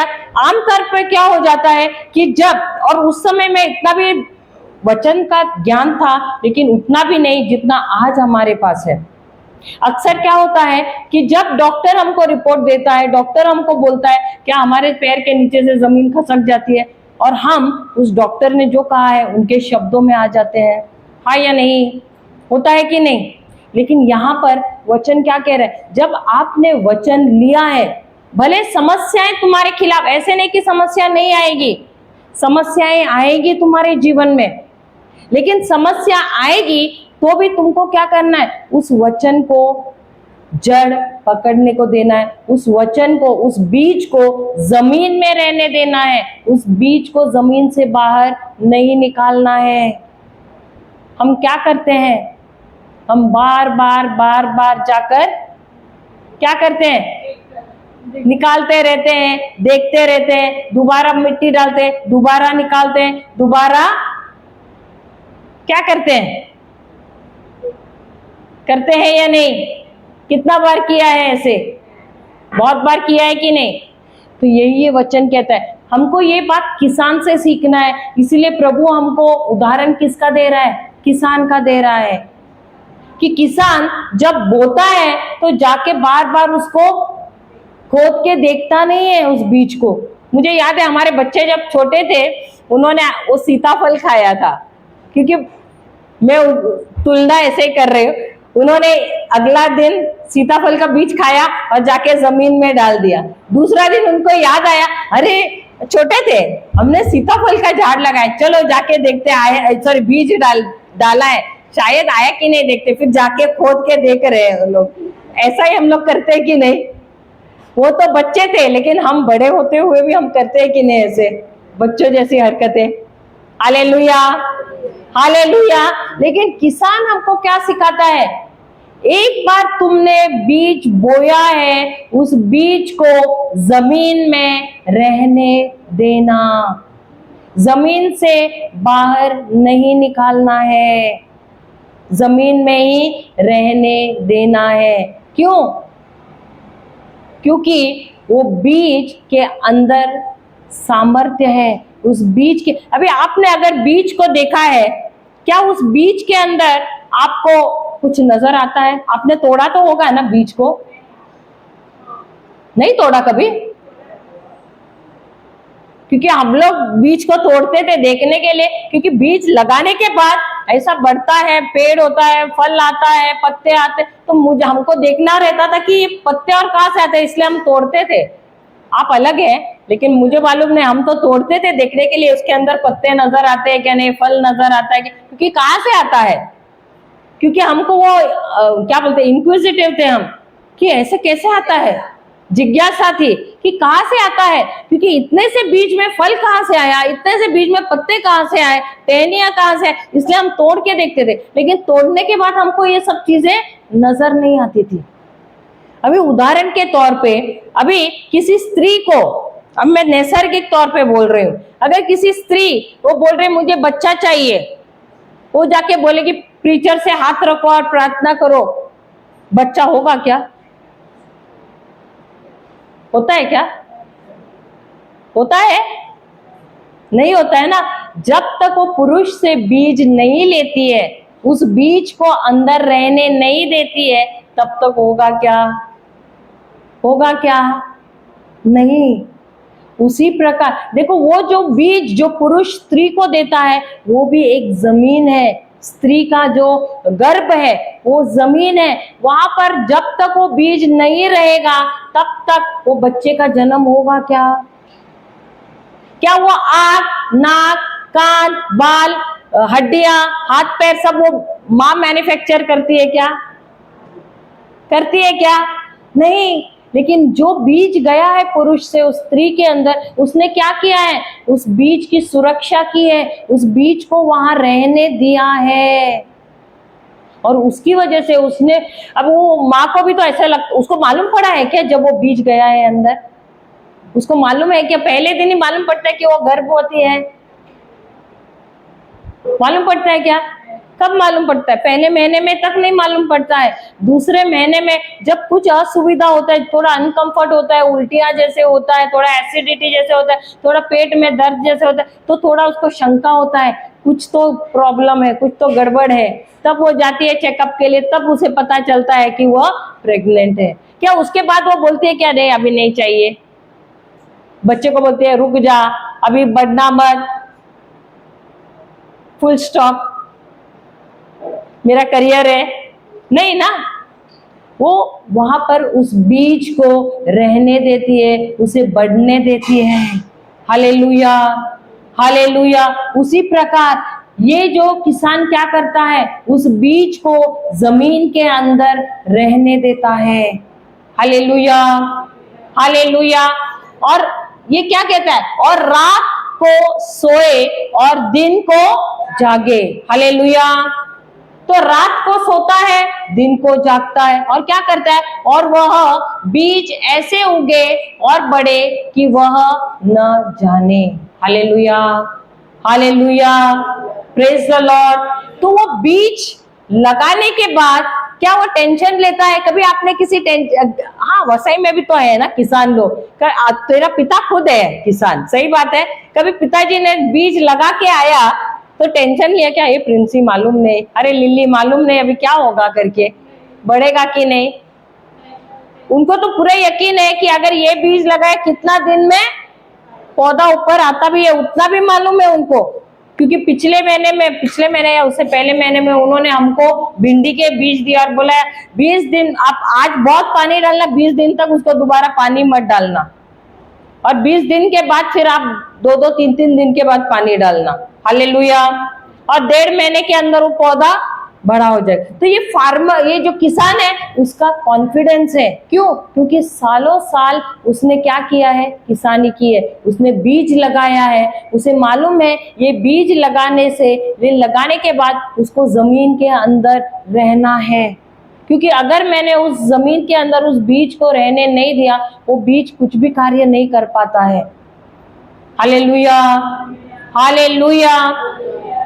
ये बीज के अंदर जो कुछ भी है वो तब बाहर आता है जब हम उसको उस जमीन के अंदर रहने देते हैं। वो किसान क्या करता है, वो रात को सोता है और दिन को जागता है। का मतलब क्या हुआ? क्या करता है? वो अपना पूरा काम काज करता रहता है। उसको पानी डालना है, उसको खाद डालना है, उसको सुरक्षा करना है, जो भी कुछ करना है। शायद कभी कभी उसके इर्द गिर्द वो घास वगैरह कुछ भी आता है, वो सारी चीजें वो निकालता है, साफ सफाई करता है, सब कुछ करता है, लेकिन वो निश्चिंत रहता है। लेकिन पता है आपको, ख्रिस्ती या विश्वासी ऐसा किसान है जो कभी भी निश्चिंत नहीं बैठता है। क्यों? क्योंकि जब वो बीज डालता है उसको तुरंत रिजल्ट चाहिए होता है। सही बात है, हाँ या नहीं? जब हम वचन बोलना शुरू करते हैं, हमको ऐसा लगता है कि अभी का अभी हमको रिजल्ट चाहिए। Hallelujah, hallelujah, praise the Lord. लेकिन यहाँ पर अगर हम देखेंगे तो यहाँ पर वचन कहता है कि किसान टेंशन नहीं लेता है, वो क्या करता है, वो निश्चिंत रहता है और वो अपना कामकाज करता रहता है। हालेलुया। और उस बीज को अंदर से बढ़ने देता है। अगला 28, पृथ्वी आप से आप फल लाती है, पहले अंकुर, तब बाल और तब बालों में तैयार दाना। Hallelujah. For the earth brings forth fruit of herself, first the blade, then the ear, after that the full corn in the ear. अब जब वो बीज किसान उस पृथ्वी में डालता है, कौन लाता है फसल? कौन कौन कौन अंकुर लाता है? पृथ्वी। बीज लाता है या पृथ्वी?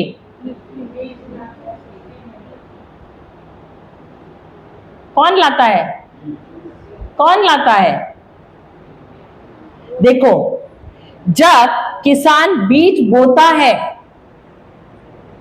वो बीज जाकर उस पृथ्वी को, उस मिट्टी को एक्टिवेट करता है, उसको सक्रिय करता है, क्रियाशील करता है, क्योंकि जो कुछ भी चाहिए उस पेड़, उस जो बीज को, जो भी कुछ उस बीज में से निकलना है, वो सब उसको कहां से मिलता है? उस पृथ्वी से मिलता है। क्योंकि अगर हम उत्पत्ति के ग्रंथ में हम जाते हैं, पहला अध्याय 11वां वचन,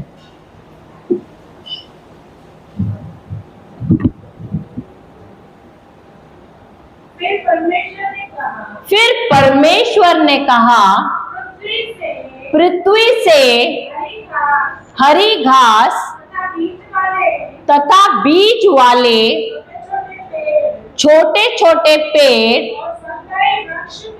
और फलदायी वृक्ष भी, जिनके बीज उन्हीं में एक एक की जाति के अनुसार होते हैं, पृथ्वी पर उगे, और ऐसा ही हो गया। And God said, let the earth bring forth grass, let the earth bring forth grass, and the herb yielding seed, and the fruit tree yielding fruit after its kind, whose seed is in itself upon the earth, and it was so. तो परमेश्वर ने क्या कहा? किससे कहा? पृथ्वी से। देखो, आदि में परमेश्वर ने क्या किया? पृथ्वी और स्वर्ग का निर्माण किया, और उस पृथ्वी में उन्होंने क्या किया? जो कुछ भी चाहिए था वो कहां पर डाला है? उन्होंने उस पृथ्वी के अंदर डाला है। क्या किया है? जो कुछ भी चाहिए उस पृथ्वी के अंदर है। तो जब बीज हम पृथ्वी के अंदर बोते हैं, तो ये जो बीज है वो क्या करता है पता है? उस पृथ्वी को, उसको एक्टिवेट करता है, उसको क्रियाशील करता है, और ये जो पृथ्वी, जो परमेश्वर ने इसके अंदर जो कुछ डाला हुआ है, वो सब उस बीज के साथ, वो जैसा बीज उसको सक्रिय करता है, ये पृथ्वी उसके अंदर जो जान है उसको बाहर निकालता है। यहां पर दिया है ना, and God said, let the earth bring forth grass, the herb yielding seed, and the fruit tree yielding fruit. फिर परमेश्वर ने कहा पृथ्वी से हरी घास तथा बीज, क्या है? बीज वाले छोटे छोटे पेड़ और फलदायी वृक्ष भी, जिनके बीज उन्हीं में एक एक की जाति के अनुसार होते हैं, पृथ्वी पर उगे, और वैसा ही हो गया। इसका मतलब है, हम अधिकतर सोचते हैं कि वो बीज है जो सारा चीज लाता है। नहीं, बीज का काम क्या है? उस पृथ्वी में जाने के बाद उस पृथ्वी को एक्टिवेट करना, क्योंकि जो कुछ भी चाहिए वो सारा परमेश्वर ने उस पृथ्वी के अंदर डाला, उस मिट्टी के अंदर डाला है। और जैसे ही वो बीज हम डालते हैं मिट्टी में, वो बीज उस पृथ्वी को एक्टिवेट करता है, उसको सक्रिय करता है, और जो कुछ भी उसके अंदर है वो सब बाहर निकालता है। अगर आप देखोगे, मैं उदाहरण आपको देती हूँ, अगर आपने एक लोहे के सलाख के या कुछ भी लोहे का चीज आपने मिट्टी में रखा, कुछ दिन तक वो मिट्टी में रहेगा, क्या होता है? क्या होता है? क्या होता है? जंग पकड़ता है ना। क्यों? क्योंकि जैसे ही वो चीज उसने मिट्टी में डाला, उस लोहे के सलाख को डाला मिट्टी में, वो मिट्टी क्या करना शुरू करता है? उसके अंदर जो कुछ भी डाला गया है परमेश्वर ने, वो उसके साथ एक्टिवेट हो जाता है और वो अपना कार्य शुरू करता है। हालेलुया। और वो क्या करता है? क्योंकि मिट्टी को परमेश्वर ने ऐसे बनाया है कि उसके अंदर प्रभु ने सब कुछ जो चाहिए वो सारा चीज उस मिट्टी के अंदर डाला है। और जब वो बीज उस मिट्टी के अंदर जाता है, उसको एक्टिवेट करता है और उसी के द्वारा वो अंकुर निकलता है, उसी के द्वारा वो जड़ निकलता है, उसी के द्वारा वो पत्ते, पेड़ बढ़ता है, वो पत्ते आते हैं, वो टहनियां आती है, वो फल आता है। Hallelujah, hallelujah. वैसा ही होता है, जब आप कोई भी चीज मिट्टी के अंदर डालो तो मिट्टी क्या होता है? एक्टिवेट होता है। अगर आपने यहाँ पर पृथ्वी पर जो भी कुछ देखा है, बिल्डिंग देखा है, आपने कंप्यूटर देखा है, आपने ये जो टेबल और सब देखा है, ये किससे आया है? ये सारी चीजें कहाँ थी? इस मिट्टी के अंदर ही थी।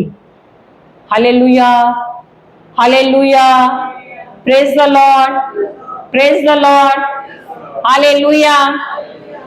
दोबारा हम जाते हैं। नहीं, यहां नहीं। मार्कुस का सुसमाचार,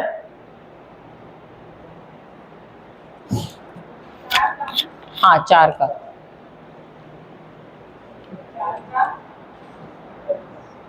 और रात को नहीं, 28 सोए, 28 था। और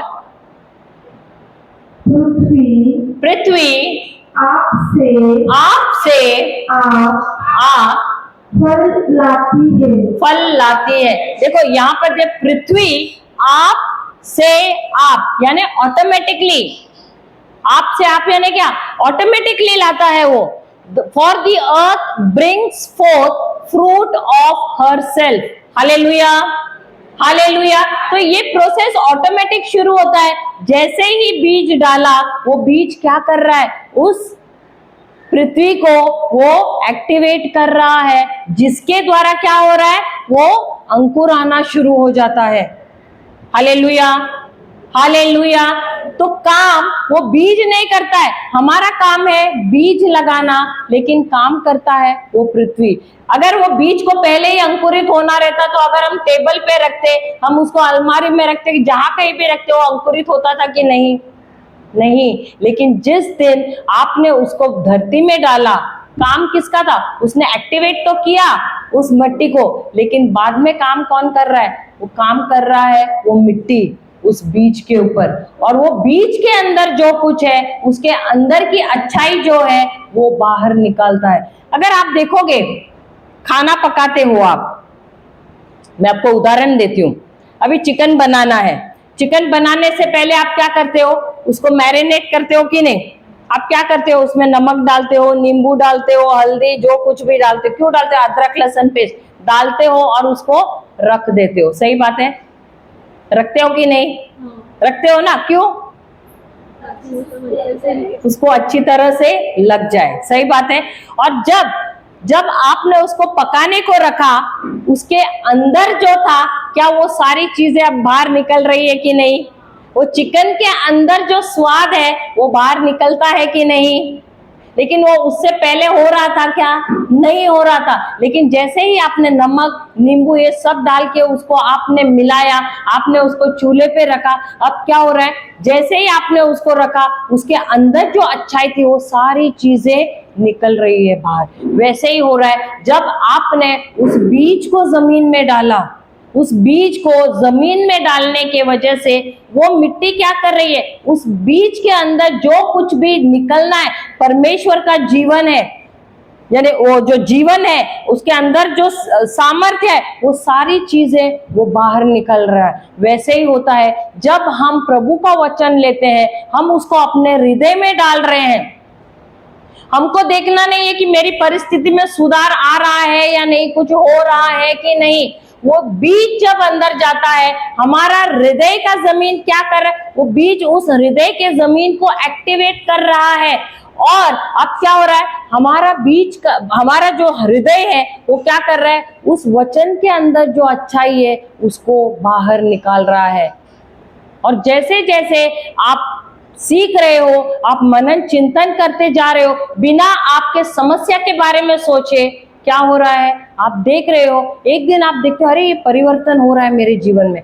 आज आप अगर पलट के देखो, जिस दिन आपने शुरू किया अपना सफर यीशु में, उस दिन और इस दिन में अंतर है। तब आप बहुत चिड़चिड़े थे, तब आपको जल्दी गुस्सा आ रहा था, आपको सब्र नहीं था। लेकिन आज अगर आप देखोगे, उसके बदले, भले आप अभी तक परफेक्ट नहीं हुए और हम परफेक्ट होंगे भी नहीं जब तक हम इस पृथ्वी पर है, लेकिन उस समय और अब जो आप अब हैं, दोनों के इसमें स्वभाव में आपका अंतर है या नहीं? ये कैसे हुआ है? क्योंकि आप वचन को बोते जा रहे थे, क्योंकि आप सोच नहीं रहे थे। अभी आप क्या कर रहे हो, उस वचन के बारे में सोच रहे हो, उसके बारे में कल्पना कर रहे हो। सही बात है कि नहीं? हुआ है कि नहीं? हालेलुया। पहले क्या होता था, थोड़े थोड़े चीजों के लिए गुस्सा आ रहा था, सही बात है, चिड़चिड़ हो रहे थे, सब्र नहीं हो रहा था। लेकिन अब जैसे हम वचन में बढ़ते जा रहे हैं, उस वचन के अंदर जो कुछ है, क्योंकि हमने उसको क्या किया है, अपने हृदय के अंदर बोया है। और क्योंकि हमने अभी इसको बोया है, हमारा हृदय का मिट्टी क्या कर रहा है, उस बीज के अंदर, जो वचन के अंदर जो कुछ अच्छाई है वो अब हमारे जीवन में ला रहा है। और इसकी वजह से आप देखोगे आपके स्वभाव में बदलाव आ रहा है। कोई कोई लोग ऐसे थे जो बार बार बीमार पड़ते थे। हमने देखा भी है, एक बाइबल क्लास में हमारे एक लड़की आती थी, बोलती थी मैं बार बार पहले बीमार पड़ती थी, लेकिन जब से मैं वचन करने लगी हूँ, मुझे मालूम भी नहीं पड़ा कि जैसे जैसे वचन मेरे अंदर गया, मैं तो भूल ही गई कि मैं बार बार बीमार पड़ती थी। लेकिन एक दिन बैठ के मैं ऐसे वचन सीख रही थी, तो प्रभु ने मुझे याद दिलाया, अभी तो तू बीमार नहीं पड़ी, कितने महीने हो गए? हाँ, गौरी का भी ऐसा ही है टेस्टिमनी। वो जब आई मिनिस्ट्री में, मेरे ख्याल से लॉकडाउन के समय में, और जब वो लॉकडाउन के समय में आई, वो हर महीना 15 दिन हॉस्पिटल में एडमिट रहती थी। कुछ तो उसको खून का कुछ प्रॉब्लम रहता था और उसके पैर में सूजन आता था। हालेलुया। और जब वो जुड़ी, शुरुआत में तो उसको ऐसे हुआ कि कुछ तो नौकरी में प्रॉब्लम हो गया, तो उसको ऐसे लगा कि उसके अंकल को उसने फोन करके बताया, और अंकल ने उसको बोला कि तू ये चैनल पे क्यों नहीं जाती, तू क्यों नहीं प्रचार सुनती है।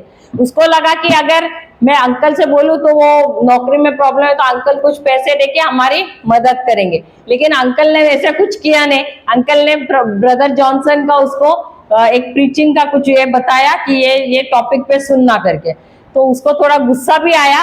2-3 दिन तो उसने सुना नहीं, फिर आखिर में उसने बोला इतना बोल रहे तो चलो मैं सुन लेती हूँ। और जब उसने सुनना शुरू किया तो उसको बहुत अच्छा लगने लगा, और उसको जैसे लगी, उसको लत लग गई वचन सुनने की। और ऐसे ही सुनते गई, फिर बाद में जुड़ गई जूम में और सुनते गई। फिर अचानक एक दिन ब्रदर बोलने लगे कि ऐसा कोई तो व्यक्ति है जो हर महीने जाकर अस्पताल में एडमिट होता था, 15-15 दिन अस्पताल में रहता था, लेकिन अब वो नहीं हो रहा है एडमिट। अभी वो प्रभु ने उसको पूरी तरह से चंगा कर दिया है। फिर वो समय वो ऐसे सोचने लगे, अरे किसके बारे में बोल रहा है, मेरे बारे में तो नहीं। फिर उसको ऐसे याद आया, अरे हाँ, शायद 3-4 महीने के ऊपर हो गया था। फिर वो सोचने लगे, अरे हाँ ये तो मैं ही हूँ, क्योंकि मैं तो हर महीने जाके एडमिट होती थी। हालेलुया। तो जब से वचन आ गया, हाँ, फिर एक दिन डॉक्टर ने सामने उसको कॉल किया सामने से और बोला क्या हो गया, 6 महीने के ऊपर हो गए, तू आ नहीं रही है हॉस्पिटल में। क्योंकि वो एक बेड उसके लिए खास तौर पे हर महीने रखा रहता था, क्योंकि गारंटी हर महीना जाती थी। तो डॉक्टर बोल रहा है, अरे तो क्या हुआ, आ नहीं रही है, एडमिट नहीं हो रही है आके। तो बोली अभी मैं नहीं आऊंगी आपको मिलने, अभी मेरे बर्थडे के दिन ही मिलने आऊंगी मैं आपको कुछ देने के लिए, क्योंकि अभी मैं पूरी तरह से चंगी हो गई। तो डॉक्टर पूछने लगे ऐसे कैसे तू चंगी हो गई? तो वो बोलने लगी कि मैं ये वचन कर रही हूँ, ये वचन की वजह से मैं पूरी तरह से चंगी हो गई हूँ। Hallelujah, hallelujah, praise the Lord. तो ये जो वचन है, वचन को तुम्हारे हृदय में जाना है। तुमको नहीं सोचना है कि ये वचन कब कार्य करेगा। ये वचन जाता है तो ये जो आपका हृदय उस वचन के साथ कार्य करता है, उस वचन के अंदर जो जीवन है, उस वचन के अंदर जो सामर्थ्य है, उसको आपके जीवन में रिलीज करता है। लेकिन हाँ, आज वो खुद भी जाके कहाँ जाकर प्रचार भी कर रही है। गौरी और उसका हस्बैंड, अभी शादी भी हो गई है उसकी, दोनों भी पति पत्नी कहाँ गांव में जाते हैं और वो लोग प्रचार करते हैं। और वो क्या थी, वो एक अविश्वासी थी, आज वो विश्वासी, वो कैथलिक हो गई है, शादी हो गया है, ब्राह्मण थी और आज वो कहाँ जा रही है वचन सिखाने के लिए। Hallelujah, hallelujah, hallelujah. अभी हमको और कितने साल वचन सुनना पड़ेगा जाकर प्रीचिंग करने के लिए? हाँ, या आपको मेंबरशिप कार्ड चाहिए? Hallelujah, hallelujah, praise the Lord. देखो, जरूरी नहीं है कि आप पूरा ज्ञान लो। हमने जब शुरू किया था ना, 2012 से हमने कुछ शुरू किया था। हमारे भी बच्चे तभी छोटे थे, 2006 से वचन लेते थे, लेकिन इतना सीरियस नहीं लेते थे क्योंकि ब्रदर भी आते जाते रहते थे। कभी महीने में एक बार हम लोग भोजन खाते थे, इसलिए हमारा बढ़त भी बहुत समय हुआ। और क्योंकि हमारी जिम्मेदारियां भी बहुत थी, तीनों भी बच्चे छोटे छोटे थे, स्कूल को पहुंचाना, ये वो सब उसमें व्यस्त थे। तो बुक लिखते तो थे लेकिन जाके ऐसे फेंक देते थे कोने में बुक। फिर दूसरा महीना में या कभी 6 महीने में ब्रदर आए, बुक ढूंढते थे, निकालते थे, लेके जाते थे, लिखते थे वापस। हमारे जैसे मत करना। हालेलुया। इसलिए हमको थोड़ा समय लगा बढ़ने के लिए। लेकिन 2012 या 13 में हमने, जब ब्रदर कहाँ सीवुड आइरोली उस तरफ वाशी आते थे, वहां उन्होंने हमसे कहा तुम अभी बाइबल क्लास स्टार्ट करो। तभी तो हमने सोचा अरे बाप रे। फिर बुक लेके बैठते थे और प्रीचिंग करते थे। एक स्टूडेंट के साथ शुरू किया, वैसे करते करते 4-5 बाइबल क्लास हमने शुरू किए, शायद 1.5-2 साल के अंदर, अलग अलग जगह पे। और प्रभु उसके बाद जब हो गया तो 2-3 साल के बाद हम यहाँ वहाँ अलग अलग स्टेट में जाना शुरू किया। और प्रभु हमारा अभी भी इस्तेमाल कर रहे हैं। पहले पूना, गुजरात, वैसे ये 2 स्टेट में, फिर उसके बाद प्रभु ने कलकत्ता ओपन किया, फिर हरियाणा, फिर छत्तीसगढ़, फिर झारखंड, और अभी शायद आगे चल के हैदराबाद, विजयवाड़ा भी शायद होगा। क्योंकि हमारे पैरिश प्रीस्ट खुद हमारे पास आए ना, पैरिश प्रीस्ट ने जो असिस्टेंट थे उनके साथ, वो खुद सामने से आए, वो खुद हमारे जो प्रीस्ट है वो खुद हमारे पास आए। उनको मालूम है कि हम प्रचार कर रहे हैं, तो उन्होंने हमको ऑफर दिया है कि आप अगर विजयवाड़ा जाने के लिए तैयार है तो मैं आपको वहां पर भेजने के लिए तैयार हूं करके। तो अलग अलग प्रभु का अनुग्रह है कि वो अलग अलग दरवाजे हमारे लिए खोल रहे हैं। Hallelujah, hallelujah, hallelujah. तो जब आप छोटे छोटे चीजों में ईमान, देखो हमने जब चालू किया हमको मालूम भी नहीं था। हम बाइबल क्लास शुरू करने से पहले भी हम बच्चों को स्कूल छोड़ने जाते थे, और वहां किसी ने हमको बोला कि ये फलाना व्यक्ति बीमार है, आप जाके उनको मिलोगे, क्या प्रार्थना करोगे। ऐसे करते करते हमने शुरू किया और ईमानदारी से हम जाते थे यहाँ वहाँ, लोगों पर प्रार्थना करते थे, उनको वचन देते थे। और ऐसे करते करते हमको मालूम नहीं हमारा मिनिस्ट्री कब शुरू हो गया। हालेलुया। हमने कभी जिंदगी में सोचा नहीं था, क्योंकि मैं, अगर आप देखोगे तो आंख में आंख डाल के किसी को ऐसे देख के मैं बात नहीं कर पाती थी एक जमाने में। हालेलुया। और कभी हम दोनों ने भी नहीं सोचा था कि कभी मिनिस्ट्री का काम करेंगे, क्योंकि दोनों भी भागते थे माइक से दूर से माइक देख के भी थर थर कांपते थे। हालेलुया। ऐसे सर्विस सब करते थे, बर्तन धोना, खाना पकाना, ये सब टॉयलेट धोना, सब कुछ किया है। लेकिन माइक अगर कोई बोलता पकड़ो तो हम उधर से दूर से थर थर कांपते थे। लेकिन जब प्रभु के इसमें थोड़े थोड़े चीजों में भी जब हम आज्ञाकारी रहते हैं, हमको मालूम भी नहीं कि प्रभु ने हमारा इस्तेमाल कब से या कैसे शुरू किया करके। लेकिन अब जब हम बैठ के सोचते हैं छोटे छोटे चीजों से, जब हमने वचन लिया, उस वचन को हमने हमारे हृदय में रहने दिया, इस हृदय की जमीन में। देखो हम भी आपके जैसे ही थे, लेकिन जब उस वचन को हमारे हृदय के जमीन में रहने दिया, हम जो शर्माते थे, हम जो ऐसे डरते थे, ये सारा डर, ये वचन ने क्या किया? इस वचन ने बदलाव लाया हमारे अंदर, और उसकी वजह से आज आप देख रहे हैं कि हम यहाँ पर खड़े हैं। हम अपने शक्ति से या हमारे खुद के सामर्थ्य से नहीं, लेकिन इस वचन के अंदर जो सामर्थ्य है, उसके अंदर जो जीवन है, उसके अंदर जो अधिकार है, उसकी वजह से हम यहाँ पर खड़े हैं और आज हम प्रीचिंग कर रहे हैं। हमारा तो खुद का कुछ भी नहीं है। Hallelujah, hallelujah. और इसीलिए उस बीज को अंदर रहने देना है, उस बीज को क्रियाशील होने देना है, उस बीज को उसके अंदर। देखो जो मिट्टी है अपने हृदय में, हमारा हृदय भी मिट्टी है। किस प्रकार के बीज आप बोते हो वो भी आपको देखना है, क्योंकि ये जो मिट्टी है ये अंतर नहीं देखती है अच्छा बीज कौन सा है, बुरा बीज कौन सा है। उसमें कोई भी बीज बोगे ना, वो उसको अंकुरित करता है। समझ गए? तो इसीलिए सिर्फ और सिर्फ वचन रूपी बीज को ही बोना है। और जब आप उस बीज को बोओगे तो आपका काम नहीं है उसको अंकुरित करना, आपका जो हृदय है वो उस पर काम करेगा और उसको अंकुरित करेगा। जिस प्रकार यहाँ दिया है, वो पृथ्वी है, वो आप ही क्या करता है, क्या लाता है? अंकुर लाता है। वो आप ही उसको बढ़ाता है। उसको देखो अलग अलग स्टेज है। अगर आप सोचोगे कि मुझे आज ही सीखना है, आज ही मुझे माइक लेना है, आज ही प्रचार करना, ऐसा नहीं होता है।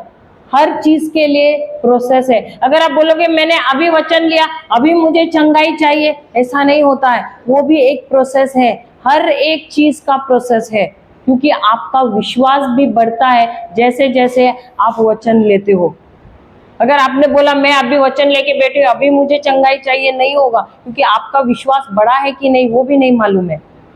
विश्वास सबको एक ही मात्रा में दिया है, लेकिन उस विश्वास को बढ़ाना भी आप ही की जिम्मेदारी है। और ये विश्वास आपको मिलता भी कहाँ से? वचन से ही मिलता है। तो यदि आपके पास वचन नहीं है, कल आप सीख भी रहे थे, ब्रदर बता रहे थे कि अगर आप बोलो आपके पास विश्वास है लेकिन विश्वास के साथ वचन नहीं है, तो विश्वास कहाँ है? तो अगर विश्वास बढ़ाना है तो सबसे पहले उस वचन रूपी बीज को लेना है। उस वचन रूपी बीज को आपको बोना है आपके हृदय में, उसको वहां पर रहने देना है। Hallelujah, hallelujah. ताकि आपका हृदय उस बीज पर काम करे और उसकी वजह गया है क्या? अच्छा, तो उसकी वजह से वो अंकुरित होगा और वो किधर गई वो सिस्टर? तो मुझे 28 वर्स चाहिए था। कौन सा? इसका मार्क 4:28। इंग्लिश में पढ़ना? इंग्लिश हिंदी दोनों।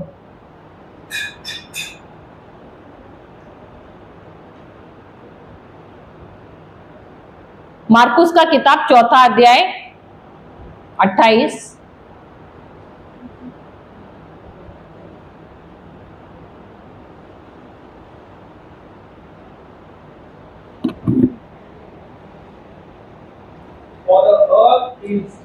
For the earth yields crop by itself. First the blade, then the head, after that the full grain in the head. Hindi. पृथ्वी आप से आप फल लाती है। पहले अंकुर, तब बाल और तब बालों में तैयार दाना। हालेलुया। तो क्या यहाँ पर प्रोसेस दिया है कि नहीं? प्रोसेस दिया है कि नहीं? क्या डायरेक्टली वहां पर आया फल? नहीं। हर चीज के लिए प्रोसेस है, तो आपको भी एक प्रोसेस से ही जाना है। अगर आप बोलोगे अभी होना है तो अभी नहीं होगा। अभी हमको भी याद है जब हमने शुरू किया था, आज सुबह प्रॉपर्टी मैटर हमारा बोला, हम भी जाते थे जब प्रचार करने के लिए। देखो जब शुरू किया तब ऐसे लग रहा था कि घर छोड़ के कोई भी जाएगा कि अपना घर छोड़ के, और हमारे घर पे जो है सारी स्त्रियां ही है, सिर्फ मेरे हस्बैंड एक पुरुष है। बच्चों को छोड़ना, सास को छोड़ना और हमको जाके प्रचार करना है। कभी कभी हमको ऐसे जब शुरू किया तब ऐसे लगता था कि जाए कि नहीं, जाए कि नहीं, लेकिन हमने बोला अगर वचन लिया है हमने तो उस वचन पर हम खड़े रहेंगे। स्टेजेस है, प्रक्रिया है अलग अलग, लेकिन अब कभी कभी ऐसे होता था कि मुझे याद है 2.5 साल पहले जब हम छत्तीसगढ़ में हम पूरा टीम गए थे, तब समस्या हमारी इतनी सीरियस हो गई थी, इतनी गंभीर हो गई थी कि हमको ऐसे मन में हुआ कि हम वहां से भाग के आए घर पे, क्योंकि डेवलपर ने नोटिस निकाला था हमारा वो रूम है वो तोड़ने के लिए। लेकिन फिर हमने बोला प्रभु अगर वचन आपका कहता है कि आपने ये हमें दिया है तो हम यहाँ से हिलेंगे नहीं। आपने हमें दिया है ये जमीन, ये घर, तो ये हम यहाँ से हिलेंगे नहीं। और आपका वचन में आपने कहा है कि तुम्हारे आखिर के दिन तुम्हारे पहले शुरुआत के दिन से भी बढ़ के और अच्छे रहेंगे। Your beginning, your latter day, your latter day shall be greater than your former. Hallelujah, hallelujah. तो ये प्रभु हम बैठकर फिर वो वचनों को याद करने लगे। अक्सर क्या होता है जब हमारे जीवन में मुसीबत आती है, हम मुसीबत के बारे में बोलना शुरू करते हैं, लेकिन हमने क्या किया, हमने उस दिन से शुरू किया वो सारी गवाहियां हम अपने आप को याद दिलाने लगे जो प्रभु ने हमारे जीवन में किए हैं, वो अच्छी बातें। कभी कभी रात को जब सोने, आप देखोगे जब सोने जाते हैं ना, तभी ये जो समस्या है और बढ़ बढ़ के आपको याद आती है और आपको नींद नहीं आती है।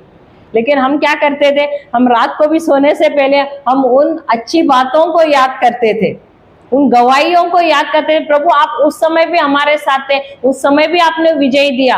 आज उन्होंने बताया ना कि हमने बिना कोई लड़ाई किए, वो जो डेवलपर था और उसका पार्टनर दोनों कहाँ गए, जेल में गए। हमने तो कुछ नहीं किया, हम सिर्फ वचन पे थे, हमने कुछ नहीं किया, लेकिन वो जाल में खुद फंस गया अपने, और वो पहुंचा कहाँ, जेल में।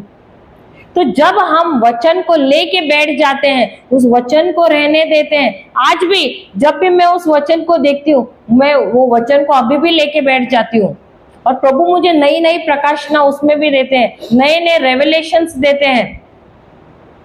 Hallelujah, hallelujah. तो अरे नहीं आया। तो हर एक चीज का क्या है, एक प्रोसीजर होता है और स्टेप्स रहते हैं। अंकुरित होता है, फिर वो बढ़ता है, उसके बाल आते हैं और वो फल आ जाता है। हालेलुया। 29 वर्स पढ़ना। परंतु जब दाना पक जाता है तब वह तुरंत हंसिया लगाता है क्योंकि कटनी आ पहुंची है। हालेलुया। तो जब फसल आता है, फसल खेत में लहता है, आप देखते हो, सही बात है, तो क्या बोलने की जरूरत है कि फसल तैयार है? नहीं ना।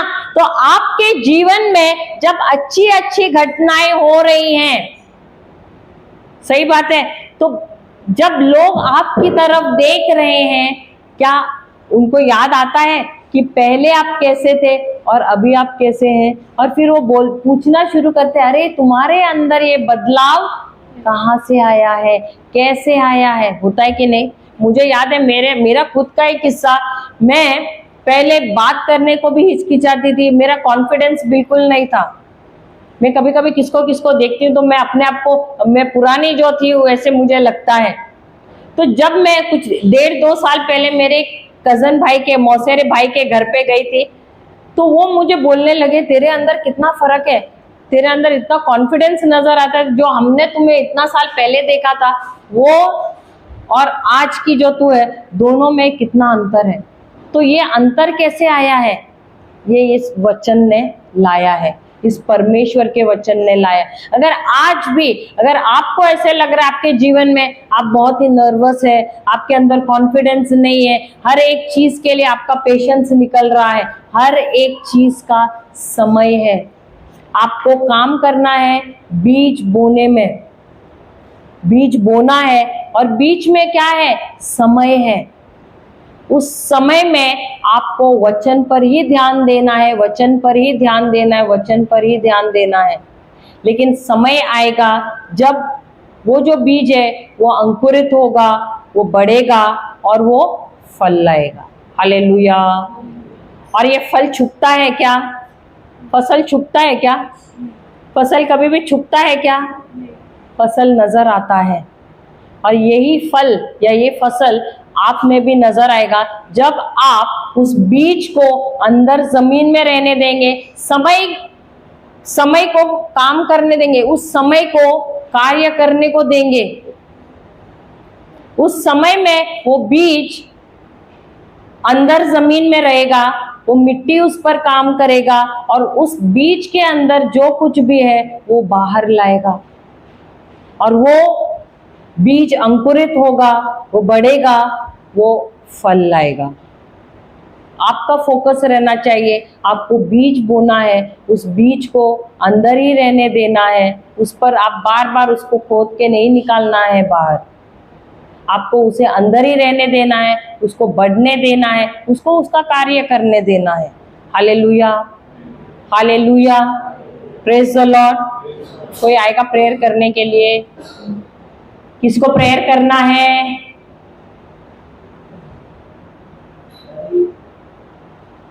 कौन है? मैरी, मैरी, मैरी, आजा लाउडली। हम सभी आगे बढ़ करेंगे। प्रभु यीशु, थोड़ा लाउड। मैं धन्यवाद देती हूँ इस सुंदर दिन के लिए प्रभु। मैं धन्यवाद देती हूँ इस सुंदर समय के लिए जो हमने आपके साथ बिताया। प्रभु, हमें शक्ति देके हम आपको और जान सके और पहचान सके प्रभु। प्रभु, मैं धन्यवाद देती हूँ कि तू हमारे लिए क्रूस पर मरा। क्रूस में मर के तूने हमारे बीच के ये रिश्ते को जोड़ा। प्रभु, मैं धन्यवाद देती हूँ कि तूने हमें अकेला नहीं छोड़ा, हमें अनाथ नहीं छोड़ा। तूने अपना एक पवित्र आत्मा दिया जो हमें अंडरस्टैंडिंग देता है प्रभु हर वचन का। प्रभु, मैं धन्यवाद देती हूँ और भरोसा रखती हूँ कि यहाँ पर जितने भी लोग हैं दिल के जमीन पर वचन की बीज को बोते हैं और वो अच्छे फसल में उगेगा। मैं धन्यवाद देती हूँ प्रभु ये सब चीजों के लिए जो आपने हमें दिया है। प्रभु के नाम से मैं प्रार्थना करती हूँ, आमीन। पिता, पुत्र और